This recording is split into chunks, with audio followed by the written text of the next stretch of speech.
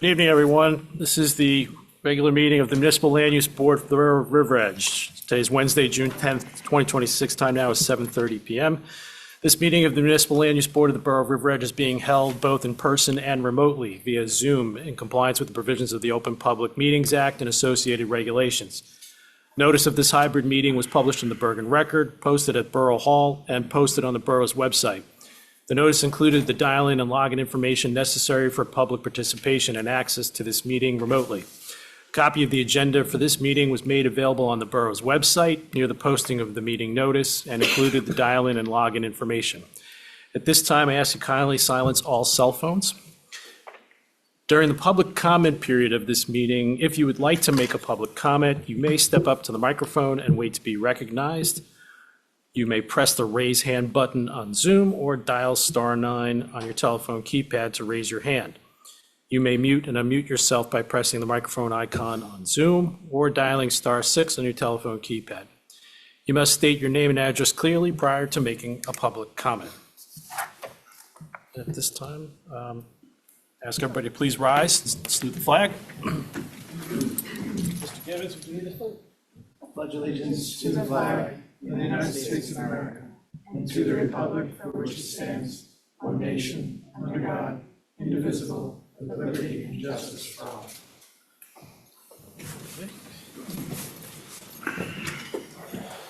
Thank you, everyone. At this time, I'll ask our counsel, Ms. Brown, to call the roll. Thank you. Mr. Mayor? Here. Mr. Caslin? Here. Mr. Cray? Here. Ms. Boland? Here. Mr. Gibbons? Here. Mr. Canigo, Mr. Salva, and Mr. Gautier are excused tonight. Councilman Glass? Here. And Ms. Levine? Here.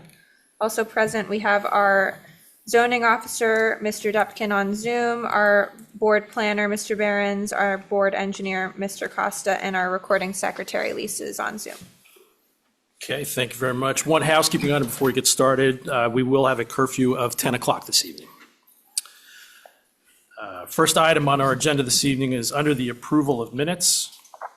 We have a set of minutes from our May 13, 2026 meeting. A draft set of the minutes were circulated for review prior to this evening's meeting, and I open it to the board for comments and or questions.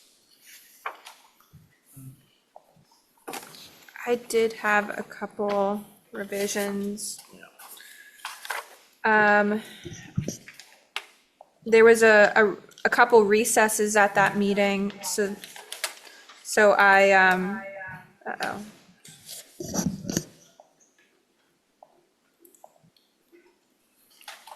I'm not sure why there's feedback. Okay. I just included a note that there was a recess taken due to audio difficulties at 7:41, and noted who was present when the recess ended, and put in a note about technical difficulties, mainly just rearranging that, and then also noting that there was a second recess at 7:55. And then there was a note on page 5 that the applicant was inaudible, but I looked at my notes and I included that put in a sentence that the applicant was not intending to replace the fence because it was previously approved by the borough. That's at the second to last sentence of the long paragraph on page 5. And then just revising the second to last paragraph on page 5. There were a bunch of numbers that were thrown around, but I just revised it to be the final square footage numbers, so just to make it clear in the minutes. Okay, and I have one clarifying edit in the third line under IAAT, just to make clear that the comments that were given there were from me and not from Mr. Liebman. Which page was that?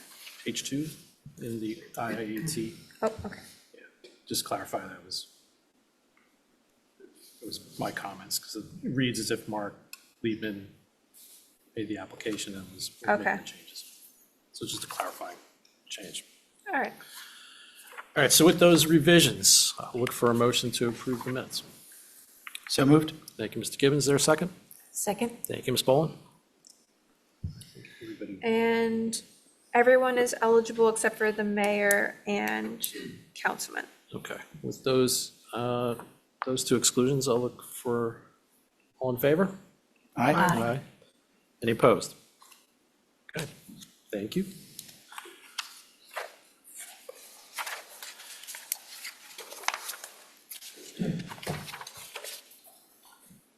Okay, we'll now move to the completeness review section of our agenda for this evening. The first application is for Michael and Melanie Schweiger. The property address is 265 Adams Avenue, Block 506, Lot 3.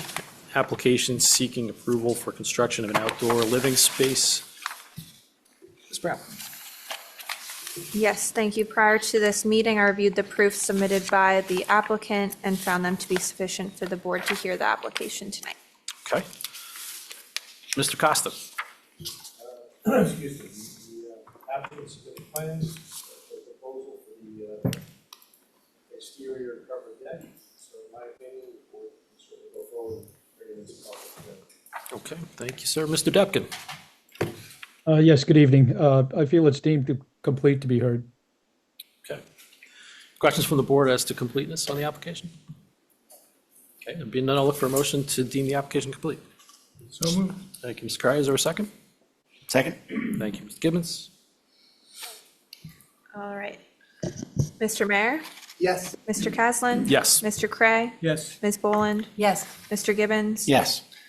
Councilman Glass? Yes. And Ms. Levine? Yes. Okay, the motion passes. Okay, thank you. Our second item under completeness review this evening is applicant is Mellow Bagels and Cafe LLC. Property is 101 Midland Avenue, Block 206, Lot 3. This is an application for a food handler's license contemplating no exterior improvements other than changing the name on existing signage. Ms. Brown? Yes, thank you. The proofs are acceptable. I reviewed them prior to this meeting. There was a slight typo in the Zoom information, but the details of the notice provided sufficient information about how to access and participate in the meeting, so I found that to be acceptable. Okay, thank you. Mr. Costa? Same thing, Mr. Chairman. They submitted, excuse me, again, they submitted plans, application. My opinion, again, it's for just a change of use for the food handler's license that's required under the ordinance, so they can certainly proceed this evening. Okay, thank you, sir. Mr. Depkin? Yes, I still feel it's complete to be heard. Questions from the board as to completeness on the application? There being none, I'll look for a motion to deem the application complete. So moved? Thank you, Ms. Boland. Is there a second? Second? Thank you, Ms. Gray. All right, Mr. Mayor, Yes. Mr. Caslin? Yes. Mr. Cray? Yes. Ms. Boland? Yes. Mr. Gibbons? Yes. Councilman Glass? Yes. And Ms. Levine? Yes. Okay, the motion passes. Okay, thank you. We're now going to move to the new business section of our agenda for the evening. Excuse me. First application is for Michael and Melanie Schweiger. Property is 265 Adams Avenue, Block 506, Lot 3. Application seeking approval for construction of an outdoor living space. The applicant is here. Kindly step up.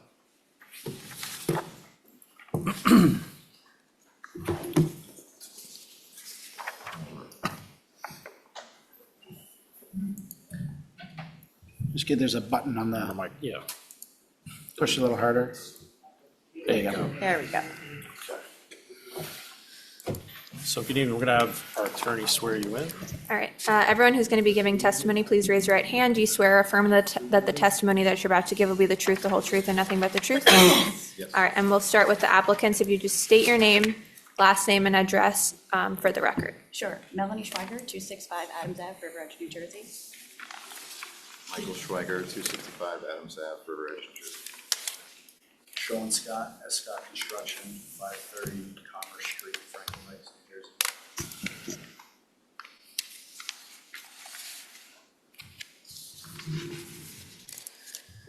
And Mr. Scott, could you provide your background and licensure to the board and just point, you have to share the microphone, sorry. Licensed contractor in the state of New Jersey, since 2008. Okay, and your license is in good standing? Correct, yes. Have you appeared before this board or any other board? Many other boards, never this board. Okay, can you just give us a quick rundown of your experience? I've been in the construction business since 2002. Escott Construction was formed in 2008. I have 2 degrees in architecture from the New Jersey Institute of Technology. That's about Are it. you a licensed architect I am in not. New Jersey? No. Okay. Okay, so your testimony is just strictly as a contractor, not as Correct. an architect? Okay, all right. Okay. Floor is yours. Sure. Josh, you can go first. Yep. Good evening, everyone. So my husband and I are looking to request approval for a covered deck at the rear of our home. Just a little background on us. Michael and I are both Riverdale graduates. Michael grew up in River Edge, and I grew up in Oradell, right next door. We chose to build our life together and raise our family in River Edge. So after purchasing our first home in River Edge in 2014, we moved to Adams Ave this past September. We appreciate the board's consideration of our application and would like to just provide a little bit of context as to why we believe this is a reasonable improvement to our property. And really, the purpose of this project is to create a functional outdoor space for our family. The backyard receives full southern exposure, and the covered deck would provide shade as well as weather protection needed for us to comfortably use the space throughout much of the year. The proposed deck will be entirely in the rear of the yard, and it will not alter the character of the neighborhood. You will not be able to see it from the front of the house, and it will simply create a safe, functional outdoor space for our family to enjoy. Lastly, we do understand the importance of managing the stormwater responsibility. I know we got some information from the engineer on Monday, and certainly that will be a priority for us to comply with those requirements. So in closing, we respectfully request the board's approval for our application, and thank you for your time, and we're, I guess, open for questions. Or if there's more to. Just a couple of Yeah, technical yeah. things related to it. They're in R1, they're 6,000 square foot lot, 7,500 square foot required for R1. Just looking at the surrounding streets, it is one of the smallest lots on the block and in R1, putting them at a slight disadvantage. Also, the Schweigers purchased the home, I believe, in September last year. It's a new construction. I believe they were under the impression that they had the room to do this at the time of the purchase. They were surprised to kind of see some of the existing nonconformities that were there. But again, due to the size of the lot, the full southern exposure in the back, this is really the path forward that makes the most sense for them. Okay, thank you. Let's start with, excuse me, let's start with our professionals. Mr. Depkin? Yes, good evening. The lot, I agree, is a small lot. I think the big issue is the fact that the deck is enclosed, which would include or be calculated as building coverage and lot coverage. So those are the main issues. The fact that it's 12.5 feet encroaching into the rear yard setback is an issue also. I would like to ask the applicants, have they looked at possibly putting this porch or deck on the southeast side of the building where it's sort of notched out? You see on the survey? We did explore that, but there is a garage access there, and it's also slanted on the hill, Heavily slanted. which, this is really the flat rectangular spot, so Sean's getting some drawings ready. I'm sorry, could you just speak a little bit louder? Yeah. Yeah, I was just saying that the way the house, obviously you're not looking at it now, but there's a garage, and the house is on a hill, so there's a garage door that opens to the back there, so we'd probably have to close that door in, or I'm not even sure what would happen. There's not really any space there because it's a unique area back there with some cutouts and an entryway to the garage. We've evaluated a bunch of different options of where the deck could potentially be covered, uncovered, screened, unscreened, but we really found that, after lots of discussion and analysis, that this really was what worked best for us. And I get that covered is a little bit more of an ask for us, but really that's what solves the problem, is the southern exposure and having 2 young children, trying to get kids to wear hats and sunscreen. It's like, I'd rather just stay inside. It's like, So for us, it's important to have that enclosure, so it's a good place for the family to be outside for family fun and for eating. I believe there are also a number of mechanical things happening in that area, cost prohibitive to move, to kind of create the deck in that space, as well as the access to the garage and the change in topography to the neighboring yard right on the side of that. And don't quote me on this, but I do believe that there is an existing stormwater management system in that location, based on what we looked at before, that would also make it. Excuse me, Chairman, I'm having difficulty hearing him. Sorry, move the microphone. Believe there's a possibility that there's an existing stormwater chamber in that area in particular that would make it difficult to put anything in that space. So, Mr. Depkin, I don't know if you heard, there's a grade issue there, and mechanicals is what the response was to your question. Did they consider a deck with a rollout awning? That's would eliminate your some coverages. They'd still be over on building. Correct. No, we didn't really consider that because we had a louvered roof in our last home, and if you get any type of rain, you still can't be out there. So we were hoping to get the full coverage, so you could actually, with any little drizzle, you don't have to run back inside. So that was kind of the goal. That's all I have, Chairman. Okay, thank you, Mr. Depkin. Mr. Costa. Basically, Oh, you have to turn your mic on. It's such a, someday I'll be trained with this, I apologize. Again, I think you heard what it, basically, they're building a deck and they're putting a roof on top. And I think Steve said it. Once you put the roof on top, it's considered a structure, it's considered a building. And then that's why you're getting into all the variances. If you put a patio and then you put pavers, you get the 50% reduction and it doesn't count towards that. But again, this is the proposal in front of you, and I know the councilman is probably going to look at me and say, they're going to start doing arithmetic again, and, never, Rob. okay, thank you, Councilman.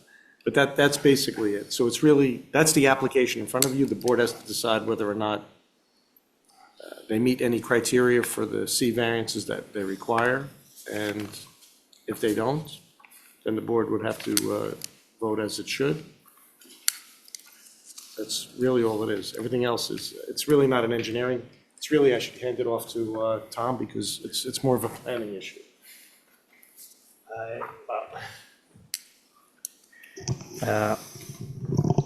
Kind of jumping in here as we don't do the Yes. residential so much here. It's a balance, certainly. You have a homeowner, I think they currently don't have a rear yard amenity space. And, you know, in River Edge, you expect to have some way to enjoy the backyard. We heard the applicant's testimony that it's an undersized lot. And so I think you heard Mr. Costa mention the reasons, right? There's reasons that the board can approve variances. The first reason is what's called the C1 or hardship test. You have to demonstrate whether or not there's any hardships impacting your property. I think you talked about the undersized lot issue. Obviously, the house is there and the configuration that it's in. And then you have the public benefit one, which, and it's not in, you know, an or proposition, it could be both. The public benefit is, will the granting of the relief generate any public benefits that way outweigh any detriments? So the variances that are being sought are the rear yard setback variance. There's a building coverage variance and a lot coverage variance, so that's what's being requested at present. It sounds like you guys explored other options as far as trying to come into compliance.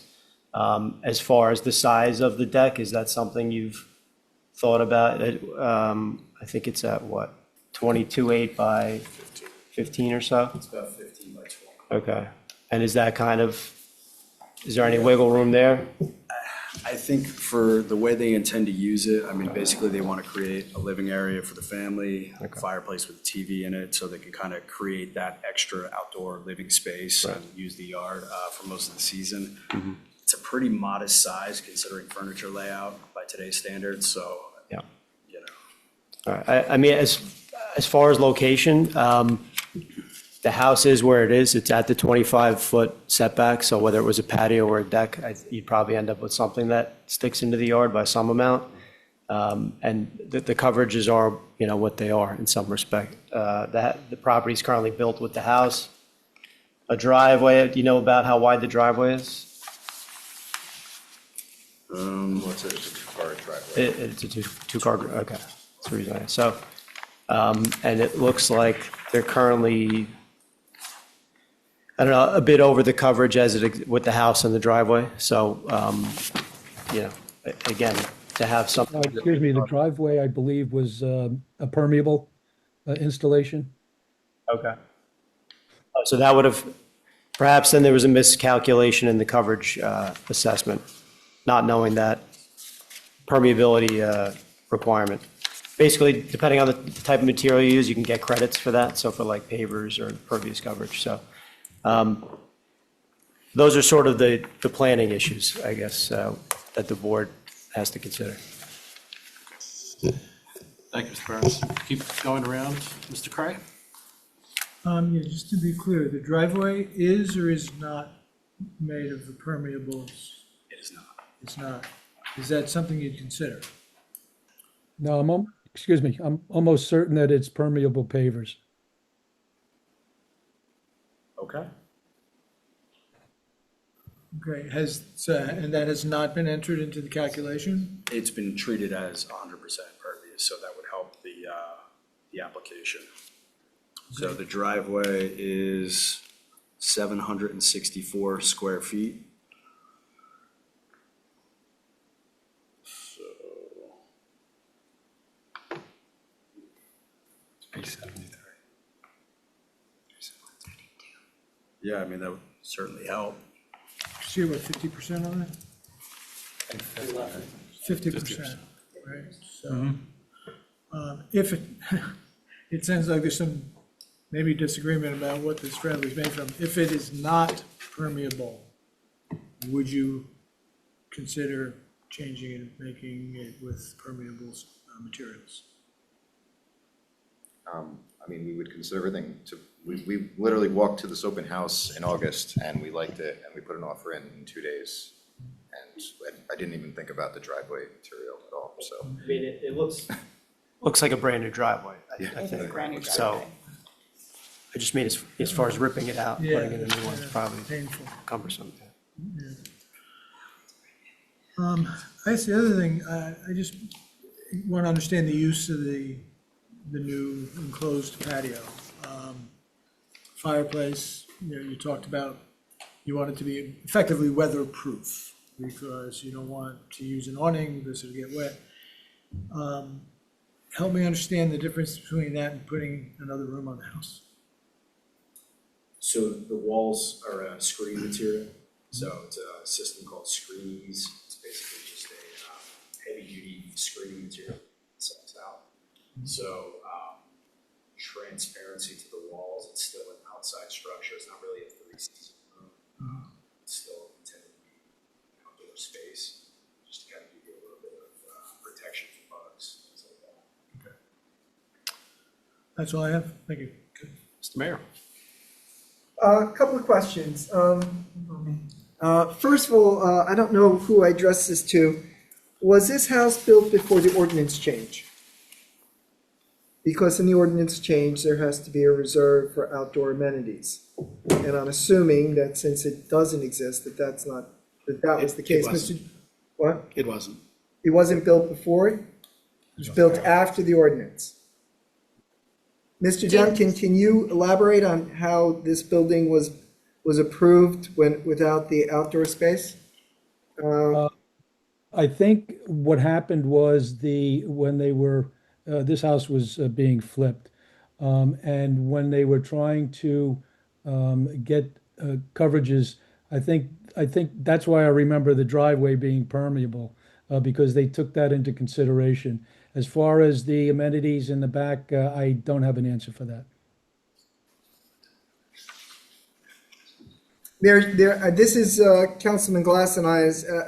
There should have been multiple variances. I mean, we changed the ordinance so that we would not have a situation where a homeowner would be coming forward with no backyard and looking to do this. So I expect a full investigation, Mr. Demkin, of who approved this and how it could possibly have gotten through, given the current ordinance. Having said that, this is essentially a one season or a season and a half space, correct?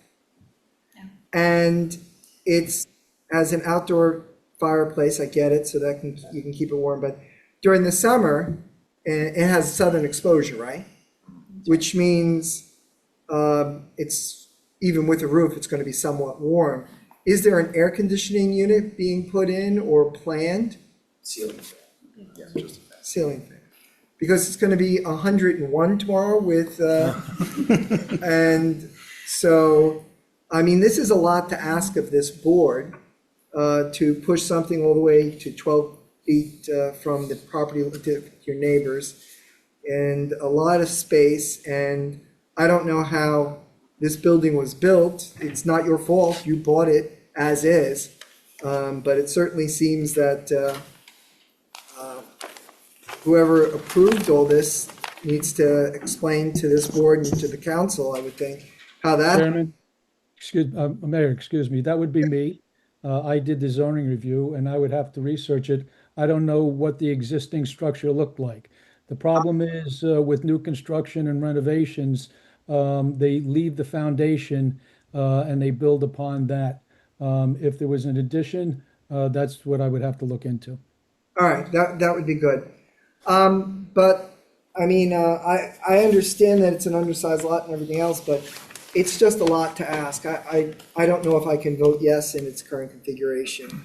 And I get where you're coming from, but we have to be concerned about the neighbors, we have to be concerned about permeable coverage, putting a roof on, which, and you've testified that there's already some sort of water management system in the ground. And Mr. Costa, if we approve this, they're gonna have to put another water management system in the ground, right? That is correct. And if we don't know where the old water management system is, then I begin to wonder whether this is a good idea. I just have a lot of concerns, and I don't know how to address it other than that. Yeah, it would have to be improved if there's gonna be more lot coverage. Yeah, So we're waiting on a request from the town to see what system was installed relative to what the approved plan was. I'm assuming they had to put in something to get approval for the construction that's there. What I can do tomorrow, I can certainly pull this in our office. I'm sure it went for a soil moving permit. Let's see what we have on record in our office. well, But then, again, you're correct, Mayor. yeah, I might suggest that you want to hold over. I mean, I think the rest of I cannot vote yes for this at this time because there are just too many things I don't understand. But undersized lots, we try to be accommodating, but there are a lot of questions here I just don't understand. And maybe there needs to be further research and this needs to be held over because you wouldn't want to be voted down and then you can't come back. But I'm not trying to offer you advice, I'm just reacting to what I'm seeing. Suggesting. That's it, thank you, Mr. Chairman. Councilman? I agree with everything the mayor just communicated. Yeah, it looks to me like for the existing construction, there would have had to be multiple variances. So it'd be good to understand the record with respect to that. Like the mayor, I'm concerned about the lot coverage. It's not like in the ballpark of what we typically approve when we do approve variances. One redeeming thing, I am concerned about the rear yard setback. It's going to be pretty small, right, if I understand. Yeah, 13 feet we're going to from 26.7. But I did note there it looks like pretty high vegetation. I was gonna say, Yeah. this. I've never seen my back door Yeah, neighbor's okay, house. okay. I don't even know what color it is. And also, I will tell you, yeah, I know, I was just going to say that when I look at the aerial, the people behind you that would be most affected by the rear yard setback. Doesn't look like they're more than 12 feet from the property line either with their patio or whatever they have back there. Yeah. So, what's fair is fair there, I guess. Oh, You yeah, know, if- absolutely, I agree. You know what, I'm seeing that. But other than that, I'd like to understand the record better regarding the variance, and I think, I like the concept. I get the outdoor space and how that's not indoor space, and it provides kind of a whole different vibe and ambiance. But again, I'm concerned about the lot coverage. Thank you, Chair. Okay. Mr. Gibbon? That was one of the things I was going to point out. It doesn't look like you would see it from your rear yard neighbor's house, right? You can't really see through No. that Zero. property. And there is a pretty tall fence between you and Uphill. You can only see the second floor at the top of the windows. From the ground. Did you consider making it wider and less deep?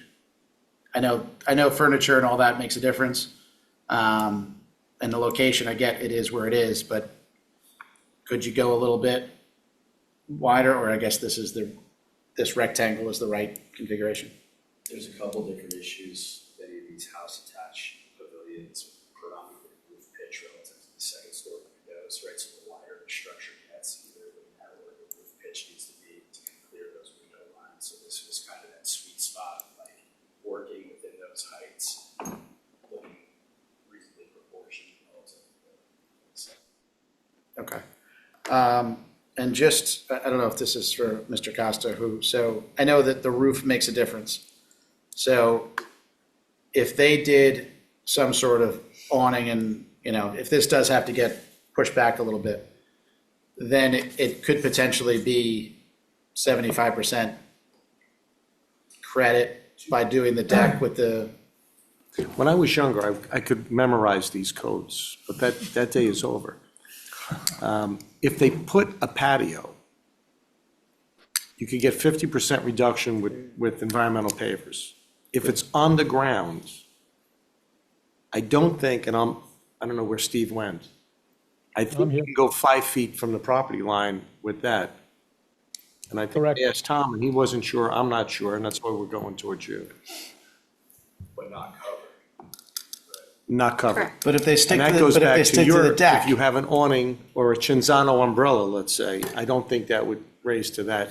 No, but if they do the deck with the spacing, then they give you 75% credit. 75%. So just kind of giving But then the options. coverage, then I believe the rear yard setback, Yeah, if it's a deck uncovered, it still would need a rear yard setback variance. Yeah. Right, but if it's a I guess patio, so with the building coverage, it doesn't help at all. No. Which I still don't understand. Someone's going to have to explain to me why that is. No, it helps the coverage. It helps the improved coverage, but not the building coverage. The lot coverage. The building, if am I correct on I that? could answer you are that if you'd like. 100% I correct. love when on people that. say that. You are 100% correct. Okay, so they're still going to have, Mr. Duncan says he can explain it. please. Building coverage is any type of structure is calculated in building coverage, so the deck is a structure. But why is that a structure and not a patio? That's the thing I never. Patio would be at grade level. And if you had, say, a deck flooring at grade level, that would be considered a patio. But if you're building it up, to above grade, then it's considered a structure. And then we don't need to get into a conversation, but is that something that could be changed by ordinance, or is that just code? That's code. So we couldn't change that as an ordinance? We can change the code by ordinance. Okay. No, I think Topic for another day. what Topic for another Mr. Ryan's asking is that something the state establishes, or is that something the municipality establishes? It's the Uniform Construction Code, and a deck is considered a structure. State establishes. Yeah, it's. Okay, not to get into a bigger topic, but this is something I never understood. Universal what building coverage is versus what lot coverage is. Okay, Can't change we the don't, definition. we don't need to get into all of it. I just was asking that question.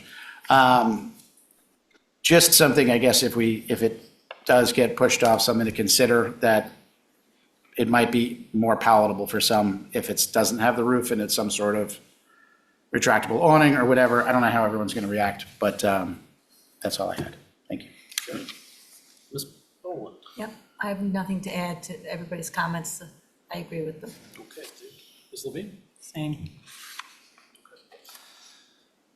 Okay. I think you've heard the sentiment of the board at this time. I'll leave you with the option of, it's your discretion. As the mayor alluded to, you can take action on it this evening, which may or may not be favorable. Or you can have the option of coming back after doing some further evaluation and due diligence based on what you find in the Oak River returns. And if you asked for a new date today, you wouldn't have to renotice. We would just put the notice on the record tonight for another day. So just to be clear, is the due diligence relative to stormwater management, or lot coverage? I mean, based on what the board described, my understanding is the board would like to know more about what is the existing stormwater management on the site, what would you propose, and then more support for the requested relief, and any changes that you want to make based on what you've heard tonight. Would the board be able to vote contingent based on stormwater management approval? Or, I don't know how you guys do it in River Edge, it's typically how I've seen it before. It's all part of the analysis, so, we can't vote this, on discrete, be all part of the same application, so, but. And just one last thing, Mayor, I believe you said that there's something in place for a 5%. Yes, we changed the ordinance so that you would so that builders could not build in such a way that you'd be deprived of an outdoor amenity. That's exactly what because- happened to us. Yeah, it should happen. That's exactly the situation we're in right now. To be honest with you, Just to be if something happened that was not that, so Mr. Dempton's going to research that, and hopefully he'll have, if we, what would you call it, holdover? If you decide to ask for a holdover, then hopefully we'll have some answers for that, and I would think those answers would be somewhat in your favor, because I don't think you're responsible for this, but right now, if we were to approve it right now, my serious concern would be water management, and you're on a hill too, right? And the property next to you is above, which means the property on the other side is below. And this is one of our responsibilities, is to make sure that we're not moving water into someone else's property, because we need to protect all the residents as we try to be accommodating to the applicants, at least from my point of view. There's no obligation for the board to feel that way. But, so for me, one of the things I would really want to know is how much of that backyard already has a water management system, how much can it handle? And is approving this application going to be feasible as currently written with a roof, if there is not enough space in the backyard to properly manage the water? And I have serious doubts about that right now. I don't know how the rest of the board feels. So we have a dual responsibility to the town and to the applicant, and I cannot see how I could vote yes, given what I know now, or what I don't know now. Yeah, and just full disclosure, we only got the engineering comments yesterday, I believe, relative to stormwater management, so full intention to make that work for whatever it needs to be. I believe the understanding is that whatever was put in was oversized slightly, however, that may not be the case, whatever it is, we fully intend to look at that and address it however it needs to be addressed. I would just note that the increase in impervious coverage or lot coverage is under 5% versus the existing, which I would think would help your guys' case. That's what I was if just that gonna say. If that was supposed to be a mechanism that was put in place for you. If it's a 3,000 square foot house and we're adding a slightly more roof, maybe 300 square feet, I don't know if it's gonna be, we'll do the calculation, of course, the proper way, but I just can't imagine. Before you make any determination, let's just open to the public for comments. Can I have a motion for that, please? So, Okay, Mr. Gibbons and Councilman, all in favor? Aye. Any opposed? Is there anybody in the public in attendance here this evening or on Zoom wishes to be heard on this application and this application alone? If you're on Zoom, you can press the raise hand button.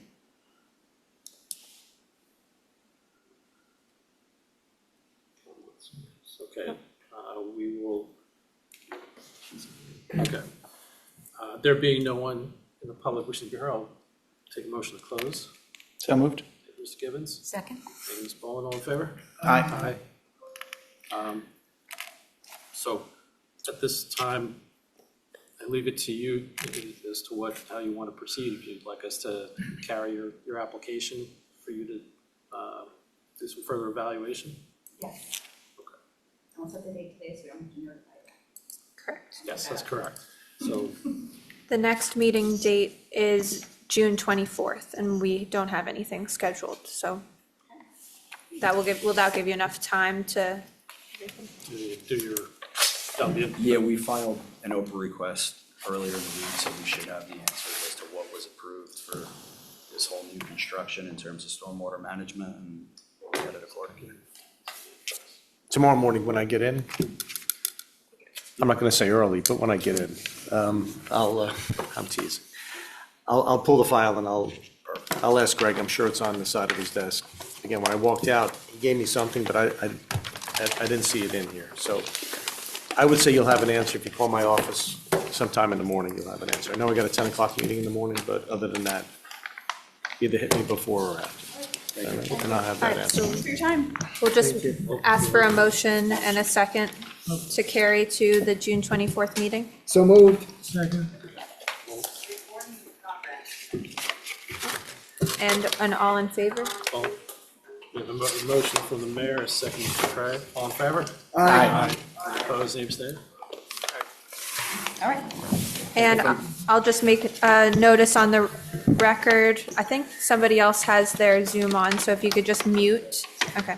The application for Michael and Melanie Schweiger, 265 Adams Avenue, Block 506, Lot 3, will be carried to the June 24th meeting of the Municipal Land Use Board without further notice. Thank you. Thank you. I wish there was a way we could make people aware of some of the zoning requirements when they buy a house. Yeah. Because, you know, Some towns have like a That- handout or like a FAQ, kind of like welcome to Oh, River okay. Edge. Okay, we're going to continue on our agenda for the evening. We're still under new business. Next item is for applicant Mellow Bagels and Cafe LLC. The property is 101 Midland Avenue, Block 206, Lot 3. Application for a food handler's license. No exterior improvements are complicated other than a change to the existing signage or the name of the signage for the business at that location. I believe we have the applicant and counsel, Mr. Barrett. Good evening. Good evening, Mr. Kaslan, members of the board. I'm Jay Barrett for the applicant, Mellow Bagels LLC. I have two witnesses tonight, the principal of Mellow and the architect. And as has been described, really simple change, can change the name on the building within the same size as was previously approved by the board. And then internally, there's going to be added a griddle with a hood, and then a gas stove that's going to have a second hood. There's one hood there already, so it's just a new hood and these devices, but the applicant can tell you what it is that he wants to do there. So at this juncture, it's Yes, and just, you have to share the microphone, sorry, Tom. It's okay. If you please raise your right hand, both whoever's going to be providing testimony, just please raise your right hand. Do you swear or affirm that the testimony that you're about to give will be the truth, the whole truth, and nothing but the truth? Yes, I swear. All right, and please state your name and provide your address for the record. Okay, my name is Hussam Kayali, and my living address is 92 Darrow Drive in North Helden, New Jersey. Could you spell your name, please? Housam, and the last name Kayali. All right.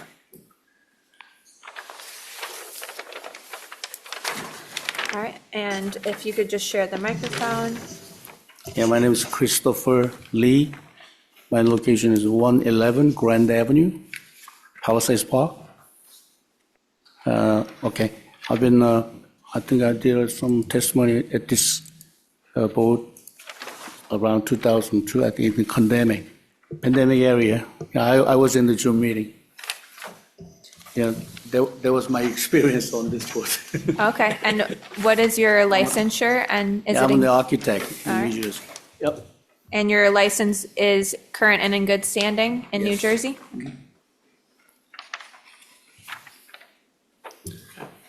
Any questions from the board as to the qualifications? Okay. Mr. Barrett? Thank you. Dan, why don't you tell the board what it is that you get an approval, what are we gonna find at the location?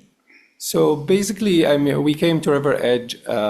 We acquired this location, and we like it. We are not going to do that much changes in this location. We are just adding, as Mr. Barrett said, only the griddle and the stove.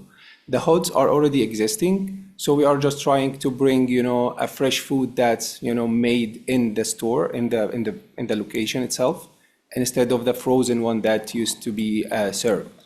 We have experience in this business. Basically, myself, I'm like from a healthcare background, but I like, the bagels thing. So we own like two other locations, one in Parsippany and one in Dumont, New Jersey. So we are seeking the approval now, just change the name and add the griddle and the stove. Other than that, everything is gonna be the same. We have the architect plan, and we are seeking the approval for this one. So what'll be your hours of operation? So the hours of operation right now, we are trying to make it like, a bagel and cafe. So that's why it's going to be like early in the morning since like 5 a.m. And we are aiming to stay like till 10 p.m. Of course, we will do, maybe we can adjust it according to the, business requirements. And how many employees will you have? Right now, we have like in a plan, like 4 employees. My partner will be there and another like 3 employees. So total in 4. And how do you get the food products, how are they delivered? Okay, so we have a contract with a couple of our wholesalers, and they usually deliver with the regular pickup trucks and, maybe like a small trucks. When do the deliveries normally take place? Like what hours of the day? Usually between like 9 to 1 p.m. And in terms of trash and recycling removal, what arrangements have you made? Yeah, we already contracted with a garbage company, which comes twice a week, once for the regular garbage and the other day for the recycling.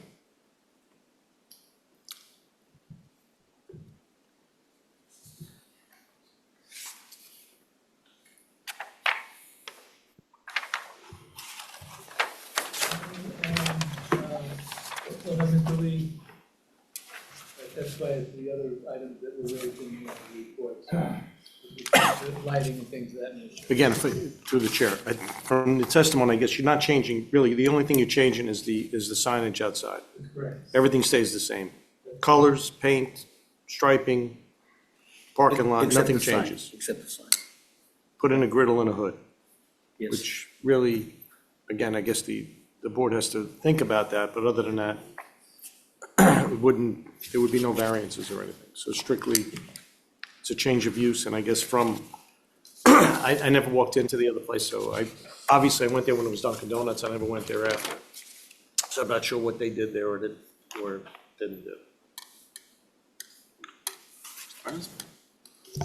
Good evening. I don't have much to add to that. Just with respect to the equipment, will there be any new rooftop equipment for the hood? So nothing new that needs to be screened? Everything existing. Existing, okay. So no changes to the exterior of the lot. I have nothing to add. It would be constructed, so thank you. Mr. Depkin? Yes, thank you. I feel this is an expansion of the prior use. You're doing a griddle. Are you going to be doing breakfast sandwiches and things of that nature with the bagels? Yes. The hood system itself, it depends upon the type of appliances you're installing, depends upon whether the hood needs to be resized or not. So that might be an issue you want to look at. There has been concern in the past. We've gotten calls in the office about parking, excessive parking on other properties. Do you have any information on that? I don't.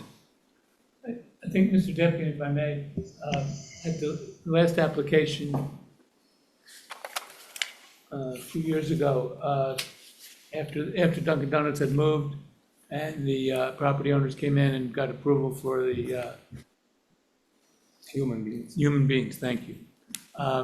There was a concern, that same concern was raised, and previously there had been steps from this property down to what is now the music school and the bank. Those steps were removed, and there was a sign put up, I'm not sure if it's still there, advising patrons that they were not to use the adjoining lot. Okay.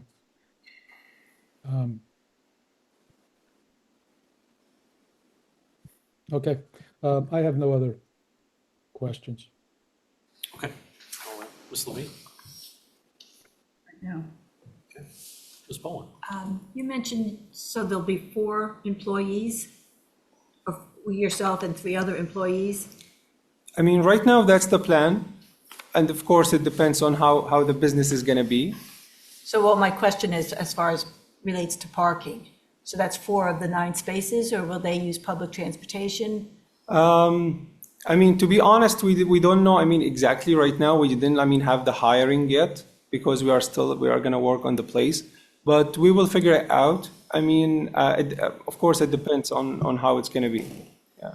I mean, if we have to use our parking, then we have to. We don't have any other choice. You know? But if there's an issue, do you have any other options? I mean, we will see. I mean, down the road how it's going to be, and we will act accordingly. You know.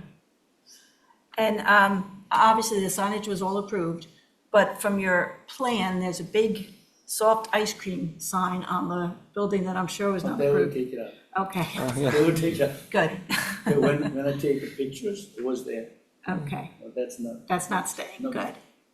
That's it. previous business. Okay. Thank you, Ms. Bowen. Mr. Gibbons? Just to confirm, the seating is the same as it is now, same amount of seats? Exactly the same. Exactly the same, no more seats that are going in? Yeah, I know. Okay. Otherwise, it looks like it's the same place last time. Same as that.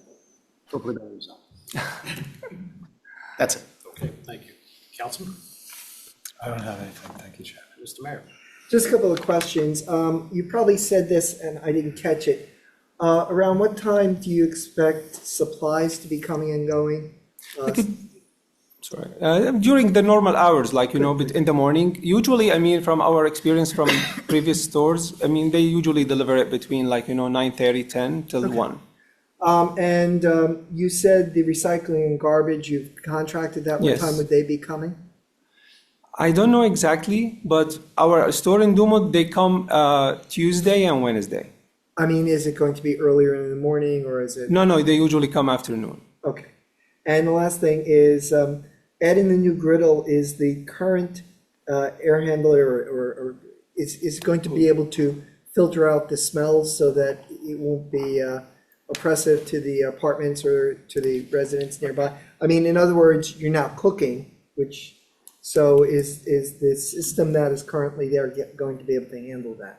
Yeah, so we are using the existing hood that's right now. We are just going to upgrade it, change it with something like, a newer, but it's exactly the same location. So I guess my question is will the public be smelling your cooking? No. No, so the system is designed to Yes. filter that out? Yes. Okay, those were my concerns. Thank you. Mr. Craig? Yeah, I just want to get clarity on the grill and the new oven. So there is currently no griddle there, and there's currently no oven there. So the old place, they used to have like an oven in the back, and it has hood also above it. So we are just gonna replace that oven with a specific oven for the bagel. Okay, so this is where I'm confused, because I thought that the previous tenant or business wasn't doing any food preparation. My recollection is that was what we approved, was there was no food preparation on premise. And now, maybe they were doing it and they shouldn't have been doing it, I don't know. But is this a change in use? I guess you mentioned that, or Mr. Depkin had. I guess that's the question that runs through my mind is, if the previous owner was a coffee shop with no food preparation on premise, and now we're talking about running a griddle, doing all these different things, do we have to approve a new use? I'm sorry. Well, either one is a permitted use under the ordinance. But do we need to address it? If we don't, we end up in the situation next time where, okay, there's a griddle there, was that okay? Right? I mean, don't we have to approve that since it has not been approved in the past? Well, while Marina's looking furiously for the answer to that, I can address at least what the ordinance provides currently. And so that there's sort of a hierarchy of things that one would look at. One, you'd start with the definitions. We don't define restaurants or different types of restaurants. We define, I think it's retail food establishments, which is sort of a general description. The parking requirements get a little more specific, where I'll give you the different categories. One is restaurants, eating and drinking establishments, and on-site catering. That's one category. Second category is restaurants, cafeteria style, fast food. Actually, there's really just the two. So the question would be, does this use depart from, so drastically from what had been there? And whether or not drastically is not really a test, but is it a different type of restaurant than had previously existed that would warrant, begs the question, what would be the impact, right? And from an ordinance perspective, the only thing could be potentially, I think, a parking thing. But again, is it really a different type of establishment at this juncture? And just to add to that, the prior resolution was a proposal to operate a coffee shop on the property, and the board determined that that was a permitted use in the zone. And the testimony that was provided back then was that the coffee shop would sell custom coffee, smoothie, and baked goods. The baked goods were delivered or were prepared off-site, but I don't know if they were heated up or something. Why don't you help us explain your business? What are you providing? What hours of day? I mean, what are you making on-site? What's coming in? Just, could you be a little more descriptive? So basically, it's like, what we serve, it's like, a bagel shop products like breakfast sandwiches and lunch sandwiches, plus the cafe and the shakes. So that's basically it. It's not like a kind of restaurants where people can sit, and have their meals and, it's like only a couple of seated in the premises.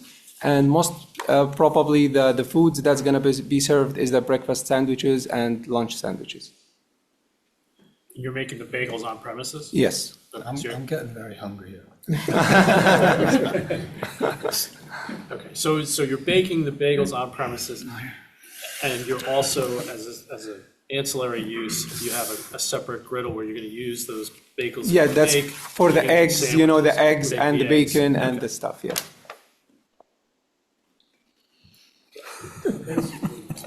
It's Midland Bagels, but it's south. It's Midland Bagels south. Yeah. With seating. Yeah, there's another bagel place like right across the street, almost like literally across the street from where you're. Yes, that's right. Okay. Because that's why we're trying to, also provide, the cafes, the protein shakes, the kind of drinks that's gonna check it out. We're trying to make it like a little bit fancier. I like it. So, Mr. Craig, I mean, hijack your question, so I don't. No, this is good, because I'm happy. Okay. Okay, so just to clarify, so the only thing that you're actually baking on premises are the bagels. Correct. Is there anything else that you're bringing in that's already prepared that you're also going to be serving or offering to customers? No, basically that's it. Okay, all right. The only question I had is just in terms of deliveries, could you just I think you mentioned it, but just elaborate again, what size vehicles are making most of your deliveries? So basically, it's like a size of a pickup truck, a regular pickup truck. Okay. Some of, other wholesalers, they use like a little bit bigger, but it's not like, the 18-wheelers or the big ones. Okay, because I know in the past, this is not your, but because of the nature of where the deliveries go in the side of the building. Correct. Box trucks have parked in the driveway there, and access for people coming in and out has been made difficult. And I think that's probably what led to some of the parking challenges that Mr. Depkin was alluding to earlier, because people could not get That's into right. the parking area, so they're parking in the adjacent property. So just make you aware of that. Yeah, I mean, I'm totally aware of that, and as I mentioned, from our experience from our other stores, we don't have like, you know, deliveries with the big box trucks. It's basically, it's like a regular size big truck they deliver, and the other stuff, you know, we bring it from, you know, Restaurant Depot, or the other stuff, it's like a regular pickup truck.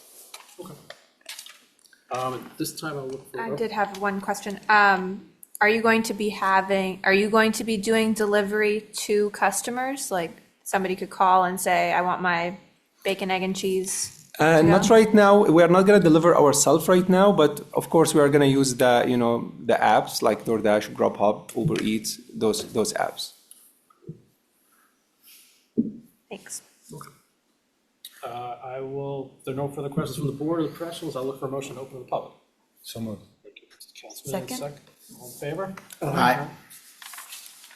One in the public wishing to be heard on this application, either in person with us or on Zoom? All right, silence is golden. I will take a motion to close the public. So moved. Thank you, Councilman. Is there a second? Second? Thank you, Ms. Boland. All in favor? Aye. Any opposed, same thing? All right, we're now closed to the public. Any final comments, questions from board members or professionals? If there, Just that you would agree to comply with any of the comments in the board engineer or board planner's reports? Okay. And that if there's any issues regarding odors, that you would work with the borough to correct that? Yes. And make sure that delivery trucks don't impede the driveway? Yes. Okay.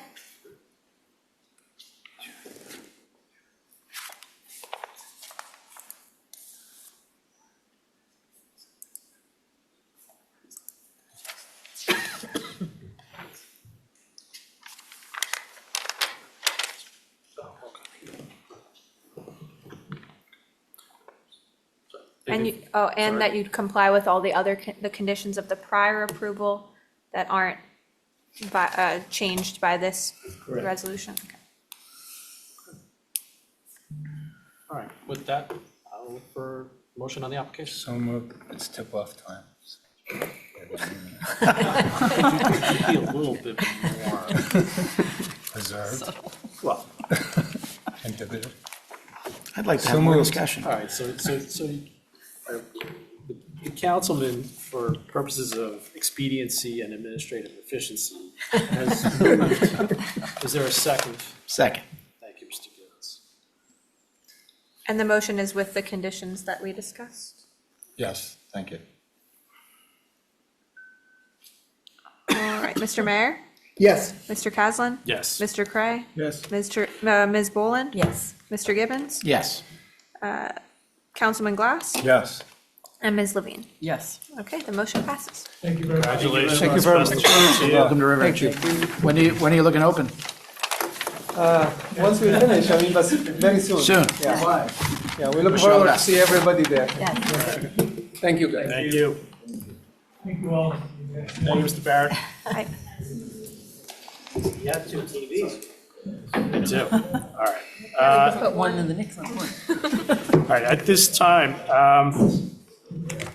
we're going to move on to our next application, but before we do, we're going to excuse the mayor and councilman because of the elements of the next application having a D3 component. So, gentlemen, we will Thank bid you you, good Chairman. evening. Good night, everyone. Good night. I know, I'm gonna tell them. Well, and in terms of presenting, so I have the Zoom up. Hold on 1 second. Oh, sorry. Next, on our agenda this evening under new business is the applicant Sweet Spot River Edge LLC. The property is 75 Route 4 East, block 1415, lot 1.01. Application seeking a variance for square footage of main and secondary signage to improve visibility. Gentlemen, good evening. Good evening, council State your members. name and address for the record, please. Sure. Ivan Tuckton, General Counsel for Sweet Spot, 1012 Tisley Place, Raritan, New Jersey, 08869.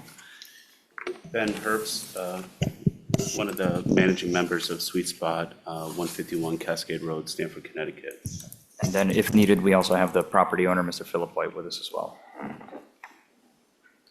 So, And Mr. Herbst, if you please raise your right hand, do you swear or affirm that the testimony that you're about to give will be the truth, the whole truth, and nothing but the truth? yes, All right. And I'm sorry, I didn't catch your name, the attorney. Ivan. Last name tucked in T-U, K-H-T-I-N. Thank you. so I'm on the Zoom. Jessica, if you could just promote Mr. Herbst's screen, or to a panelist, if you. There we go. You'll have to join as a panelist. Make sure that your computer's still muted and the volume down. While he figures out his technical issues, I'll just give you a brief overview of the application and what we are requesting. So applicant is requesting a handful of variances. We are essentially looking to increase the square footage of signage and also add more signage to the existing location. The original approval by the town said that any sign changes have to come before the board regardless, so whether a variance is needed or not, we have to come before you. But essentially, we are looking to add signs to the existing building, which is now a corner lot on Route 4, so depending on which side of the highway you're coming from, you'll catch a different side of the building, with the main signage being along the frontage of Route 4. We're looking to make that a 50-square-foot sign on each side of the building, on either end to make a 25-square-foot sign. And then also, we currently have existing wayfinding signs that have been approved before that are in, I don't know if you're familiar with this strip coming up. It's there's 3 buildings on the shopping center, one being Regency, Ethan Allen. We are the last one, and we're kind of egressed. So there is wayfinding signs after the first driveway entrance to tell you to make a right, because the last entrance into the plaza is an exit. So we want to avoid people making a right into there. So we are looking for a variance to allow us to have a freestanding sign, which the cannabis ordinance right now does not allow, to add that to the existing freestanding pylon sign at the very beginning of the shopping plaza. As soon as you see it, it's where the existing Regency Memory Center sign is. So we are looking to place, and as Ben just showed, a sign underneath the existing Regency sign, just to show wayfinding that's even more clear than the existing signs, which are really hard to glance at, given the size of the font and their proximity to the ground when you're going the highway speeds. This sign also leaves about 8.5 feet of visibility still underneath it, so it doesn't block anything. And the last thing that I'll add, each building on this lot the shopping center that has the 3 buildings has a pylon sign, Ethan Allen and Regency, and our building is the only one that does not. So us adding to the existing sign all the way in the front is really the path of least resistance, and it makes the most sense since it's the first sign you see, so you'll know to turn right away and not all the way down. So that's kind of the 500-foot overview. yes, and I'll just add a few things. I'm sorry to interrupt, but the document that's being displayed on the screen, was that previously provided to the board? The visuals were, I just had it Okay, done in a all right. presentation. Oh, I see. Form. Okay, all right, just checking. 'Cause No if- worries. All right, thank you. And I just wanted to mention, the reason why we're doing this is primarily driven by public safety and traffic management concerns. Every day, we get customers that say to us, they didn't realize our business operates here, they couldn't identify the correct entrance to come into, they missed the entrance entirely, and they have to wrap around into the city and come around. And obviously, the reason why the municipality put the cannabis overlay zone on Route 4 is to not have traffic within the municipality. So signage and making that prominent will help lessen the amount of traffic going within the town itself. I also want to reiterate that we are not adding a pylon sign. This is one that's already existing, and we would just be adding on to that. And then in terms of our building signage that we are requesting, we just have this 24 square foot sign here, 16 square feet sign. We are requesting 3, one larger one in the front and 2 on the sides. The reasoning why this is so important is because obviously people are driving 50 miles per hour, and having a sign that's 16 square feet is really small. In addition to that, Ethan Allen has a massive pylon sign that blocks the viewage of, if you're driving down Route 4, you just see the Ethan Allen sign, you don't see our building in general, which causes a major issue. Most businesses you see the building where the business is and the entrance at the same time. We are one of those situations where it's not like that. So having additional signage will not only make it easier for our customers, but it will stop people from, hard braking on the highway to get across to the exit. The other thing is we have to use the center entrance, and our current wayfinding signs are 2 foot by 3 feet that are directly on the ground. It's very hard to see. So this signage, we are asking for, basically 4 signs, and this is purely to help highway traffic and to ensure that there won't be any additional issues. We've spoken with Regency, we've met with them, they are totally fine with this, that's not gonna be a problem. In addition, I'll just mention, there was a few things regarding lighting on, from, I think, Tom and Mr. Costas. So the lighting will be shielded, it'll be directly pointed at the signs that are on the building itself. There would be no light coming onto the street. And yes, I will put these lights on the same timers that we currently have that turn off at 11 o'clock, which I believe was a question that you guys had. Yeah, and they can be dimmable, so if that needs to be reassessed, we can. I saw there was a comment about that. And then they are 3,000 Kelvin, so they are in line with everything. And one other thing to add, just to put it into perspective, Mr. White brought it with it, but just to show you what the property used to look like with signage, so we're asking for a little bit less. I cannot hear him. Can you please speak into the microphone? The existing building used to look, I don't know if you remember with Liberty Travel, but the signage that was on there was, something that previously approved. So we're just asking for the front sign, the side sign, and over here we have an existing 16 square foot sign that you can't really see when you're in the car moving fast. And another example is just Total Wines across the street with 4 massive signs that you can prominently see on both sides of the highway where nobody can see. If you're going westbound, you'll never be able to see our sign right now. So all those things we think not only would, help our customers understand what's going on, but truly affect safety on that highway because it is a very quick turn driving 50 miles per hour. And obviously, I'm open to answer any questions the board has.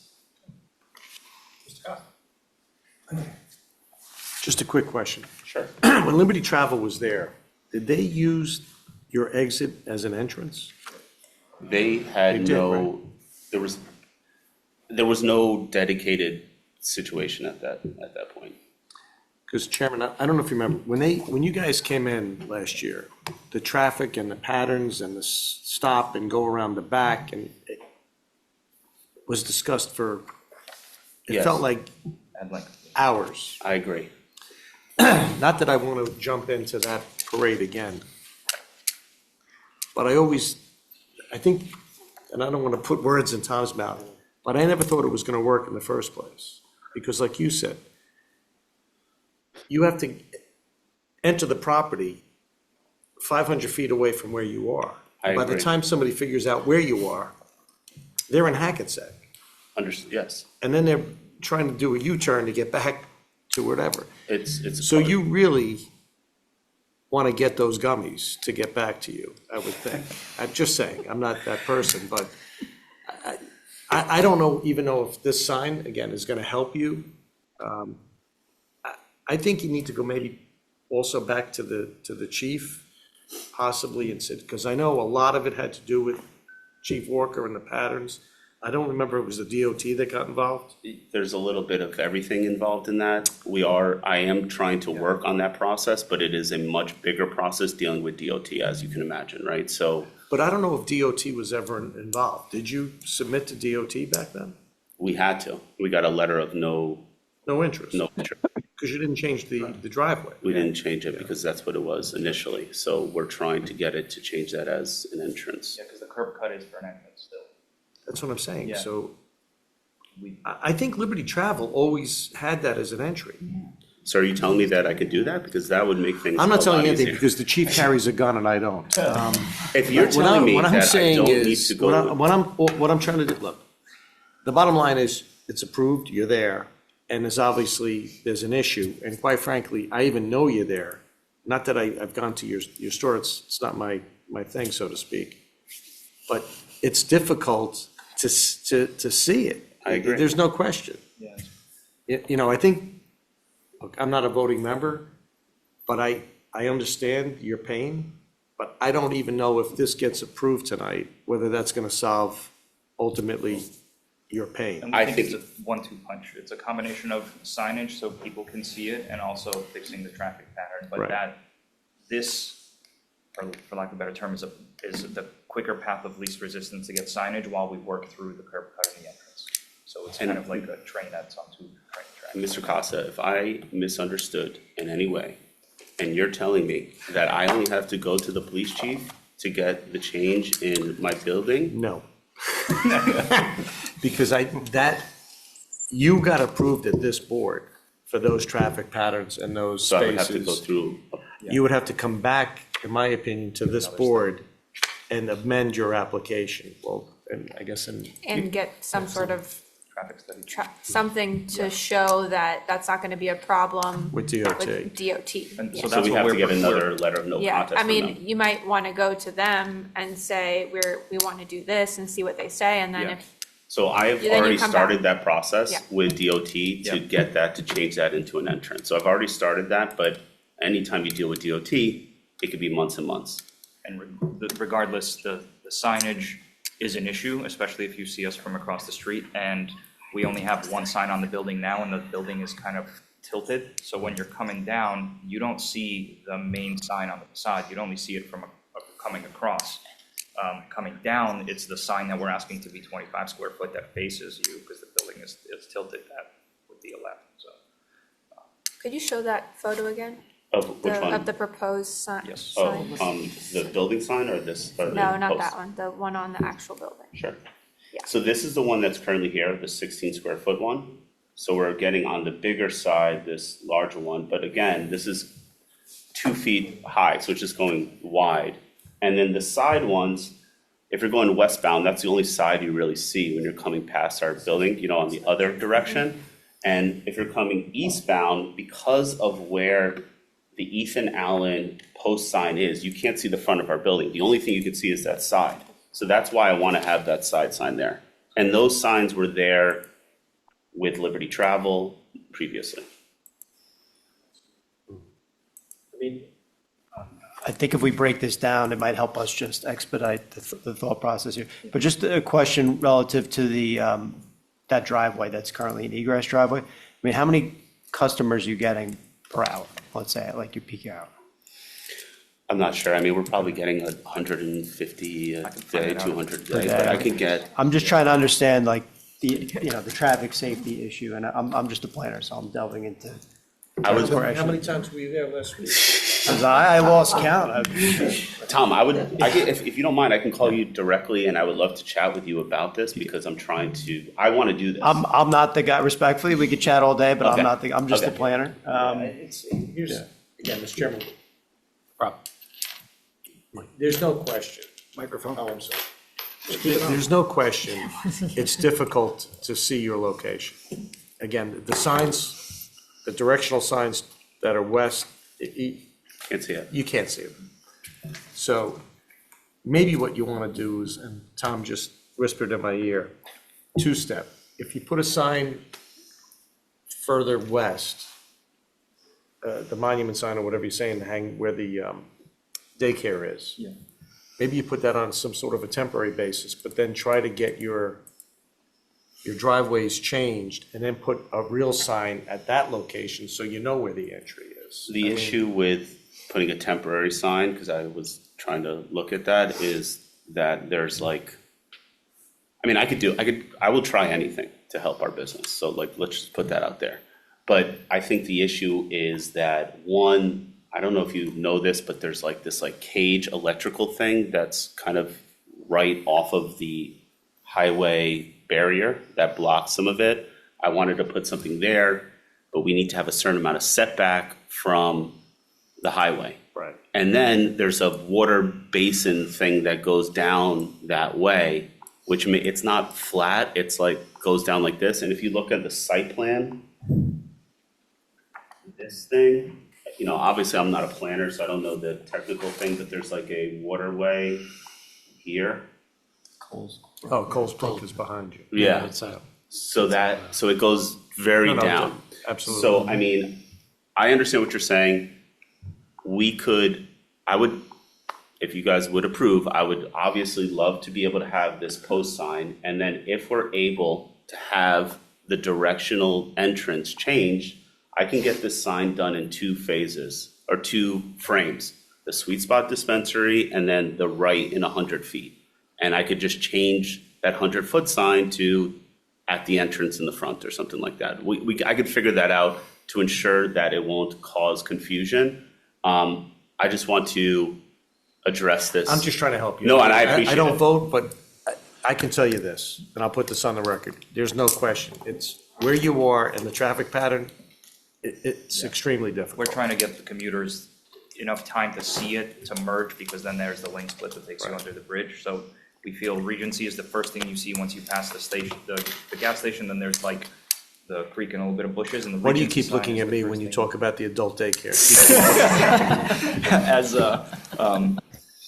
I lost my train of thought. Oh, so as you come through and the gas station, the billboard and the bush, the first thing you see is this pylon sign that exists. So this would be the easiest because it's also at your line of sight without blocking it, whereas the signage that was approved as wayfinding before, you really have to look for it. So- And I did mention temporary wayfinding sign. I speak to Chief Walker consistently.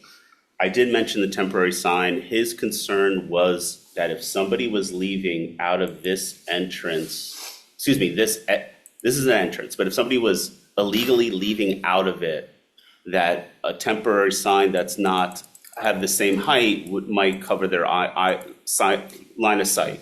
Even though they were doing it illegally, they're going out of an entrance, he was concerned about that. So my thought Well, was, you can't impact sight distance. Right. So that goes without saying. say that again? Can't You impact. can't impact the sight distance. Of course. Of a driver. Right, but this would be somebody leaving an entrance. That's what he was Well, concerned about. Regardless. Oh, okay. You can't block. Understood. Sight distance. I got you. Well, Especially pulling out onto a highway, but. agreed. So that's why this, having it an 8-foot, 9 feet clearance addresses that. My question would be, is this the right spot? Meaning you have the 2 ingress driveways and you have the 1 wayfinding sign closer to Ethan Allen. Granted, it's a tiny little sign, right? Nobody sees it, but this gives the, I guess, customers a little bit of warning, right? I'm just wondering what the best location is. Yeah, we're trying to avoid I coin it the Jersey swoosh on Turnpike, left lane to right lane. Yeah. So it's just giving that warning, because once you pass that sign and with the 25 square foot sign, you can't miss the green roof after you blow the second entrance. And this is exactly as Ivan said, just to let people know to go into the right lane, because that's been the biggest problem. That's what people are complaining to us about. And it's kind of scary for people. If they're in the wrong lane, they have to immediately go into this other one and they have to go around Ethan Allen and everything else. So the thought is, to be frank with you, the entrance is actually 150 feet away from this sign, but I'm saying 100 feet just to get them into that lane so that they don't rush over, right? Because that's the main thing that we're trying to do, is for public safety and for our customers not to feel, rushed coming into our space. Can you go back to your site plan for a second? You've got, there's 2 proposed wayfinding signage at the entrance. So there's one sign, this is the wayfinding sign that's here. That's all the way, this is where Regency is, and this is It's existing. It says proposed, that's why I was. I apologize, I should have, this was from the original site plan, Oh, I okay, apologize. okay. So I just added on to that some of these other lines and things, but I apologize. Okay. Just one other clarification. So in one of your not diagrams, but your signage specifications, it shows 4 wall signs? So What are there's you one proposing, 4? existing, Right. there's one existing, we're adding 3. So this- 4 total? 4 total. Two on the front? Correct. 1 on each side? Correct. Okay. And if you notice, it's not flat, there's an indention. So if anybody's coming west, you're never gonna see the current sign. And if you're coming east, you're never gonna see it, because the only area you'd be able to see our signage if you're coming down the road is on the side of the building, because the Ethan Allen has a massive post sign that covers up our building. Do you need the existing 16 square foot sign if you have the bigger 50 square foot sign in the front? I'd prefer to have it, just to have as much signage as possible. If you're telling me that I have to make a decision between the 16-foot and the 50-foot, I'll take the 50-foot, but I'd rather. Yeah, and for sake of symmetry, the entrance is located on the little indent. Right. So it's right underneath, so. Right, the west elevation, if you're coming east on 4, right? The right-hand side of that, you're never gonna see until you're right on top of it anyway.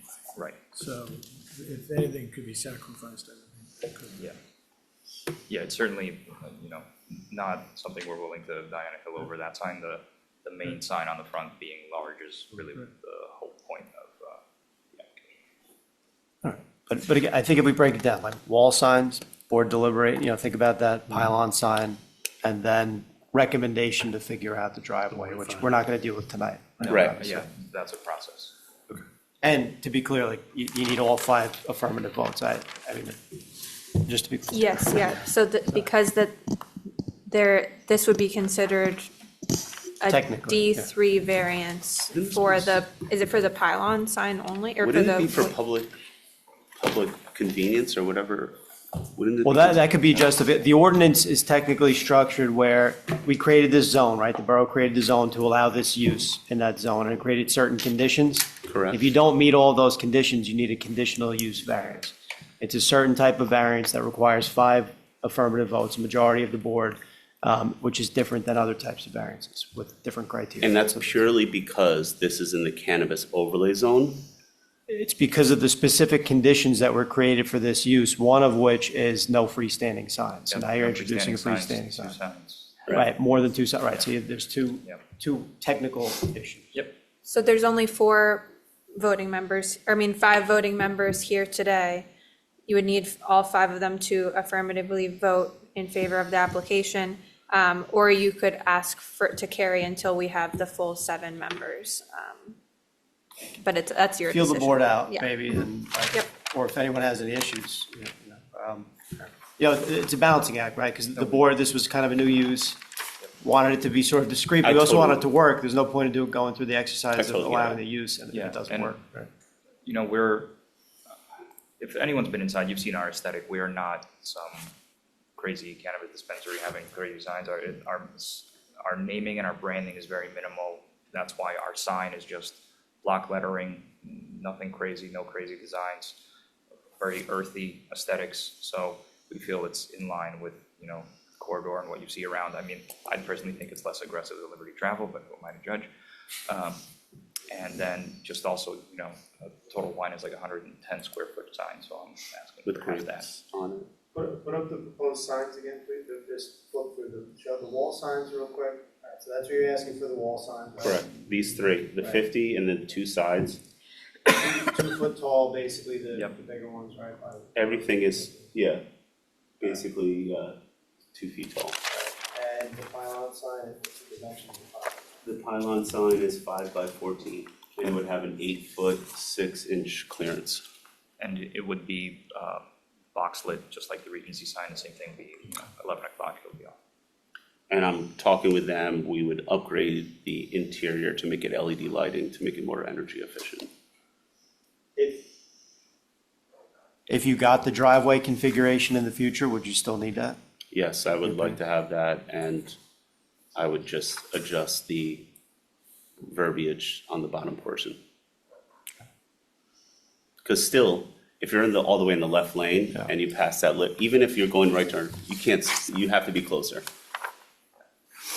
And we are the only building on that block out of the 3 retail establishments that doesn't have its own. You're in Bloomingdale's. Say it again? Yeah. You're in Bloomingdale's or Eustis. By the time you figure it out. Right, okay.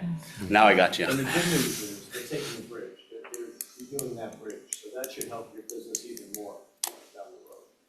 The Hackensack River Bridge is being updated. I don't know if you know that. I didn't. Yeah, so that's gonna create a little more aggravation to your business. Great. So let me just go around. So, Mr. Craig?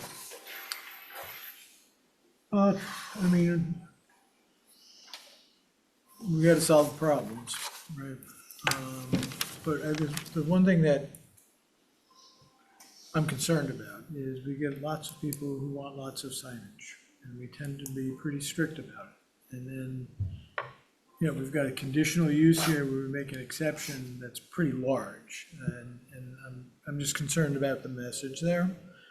So I'd like to see as minimal impact as possible, and I think, you know, the west elevation, that right-hand sign, I honestly don't see how it serves the purpose, because you can't see it till you're right next to it. Which sign are you talking about? If you look at the west elevation, so if I'm coming east. Oh, this one? Yeah, Yeah. okay. I mean, that's fine. We could take that off if Yeah. that's something that, as Ivan said, that's right where the entrance is to the space, so, but I understand what you're saying. That's a That, condition. I'm sorry, you're not talking about the 16 square foot one, you're talking about the west No, side. I'm talking about the 16th Street. Yeah, It's the these one are the- that- Oh, it is, okay. Yeah, because No. the other one you'll see a little earlier. Right. If you see the 16 foot, you've You've already already passed. seen the 25 Yeah. foot or Right. 50 foot. Right. So- Yeah, Yeah, no, that's fine. if that's a So con- if you take that condition. off, yeah. Again, I hate being in a situation where we make pretty large exceptions and we're accepting the number of signs, the square footage of signs, the pedestal signs. I mean, we're basically breaking every rule we got here. I totally get what you're saying, but as Mr. Barron said, this was a new use, and you guys had a pretty aggressive signage ordinance on us, and we're in a space Right. where it's very difficult to see us. No, I understand. That's why I said we gotta solve problems. And I appreciate it. I Yeah. really do, and I appreciate you understanding. Yeah, but I don't think the restrictions or the allowances we gave, our other commercial tenants have less signage than you have already. I'm not sure, I mean, if you talk about the buildings in our complex, Ethan Allen has probably a 50 by 50 Right. sign. And Regency, that's not a retail business, has 2 pylon signs.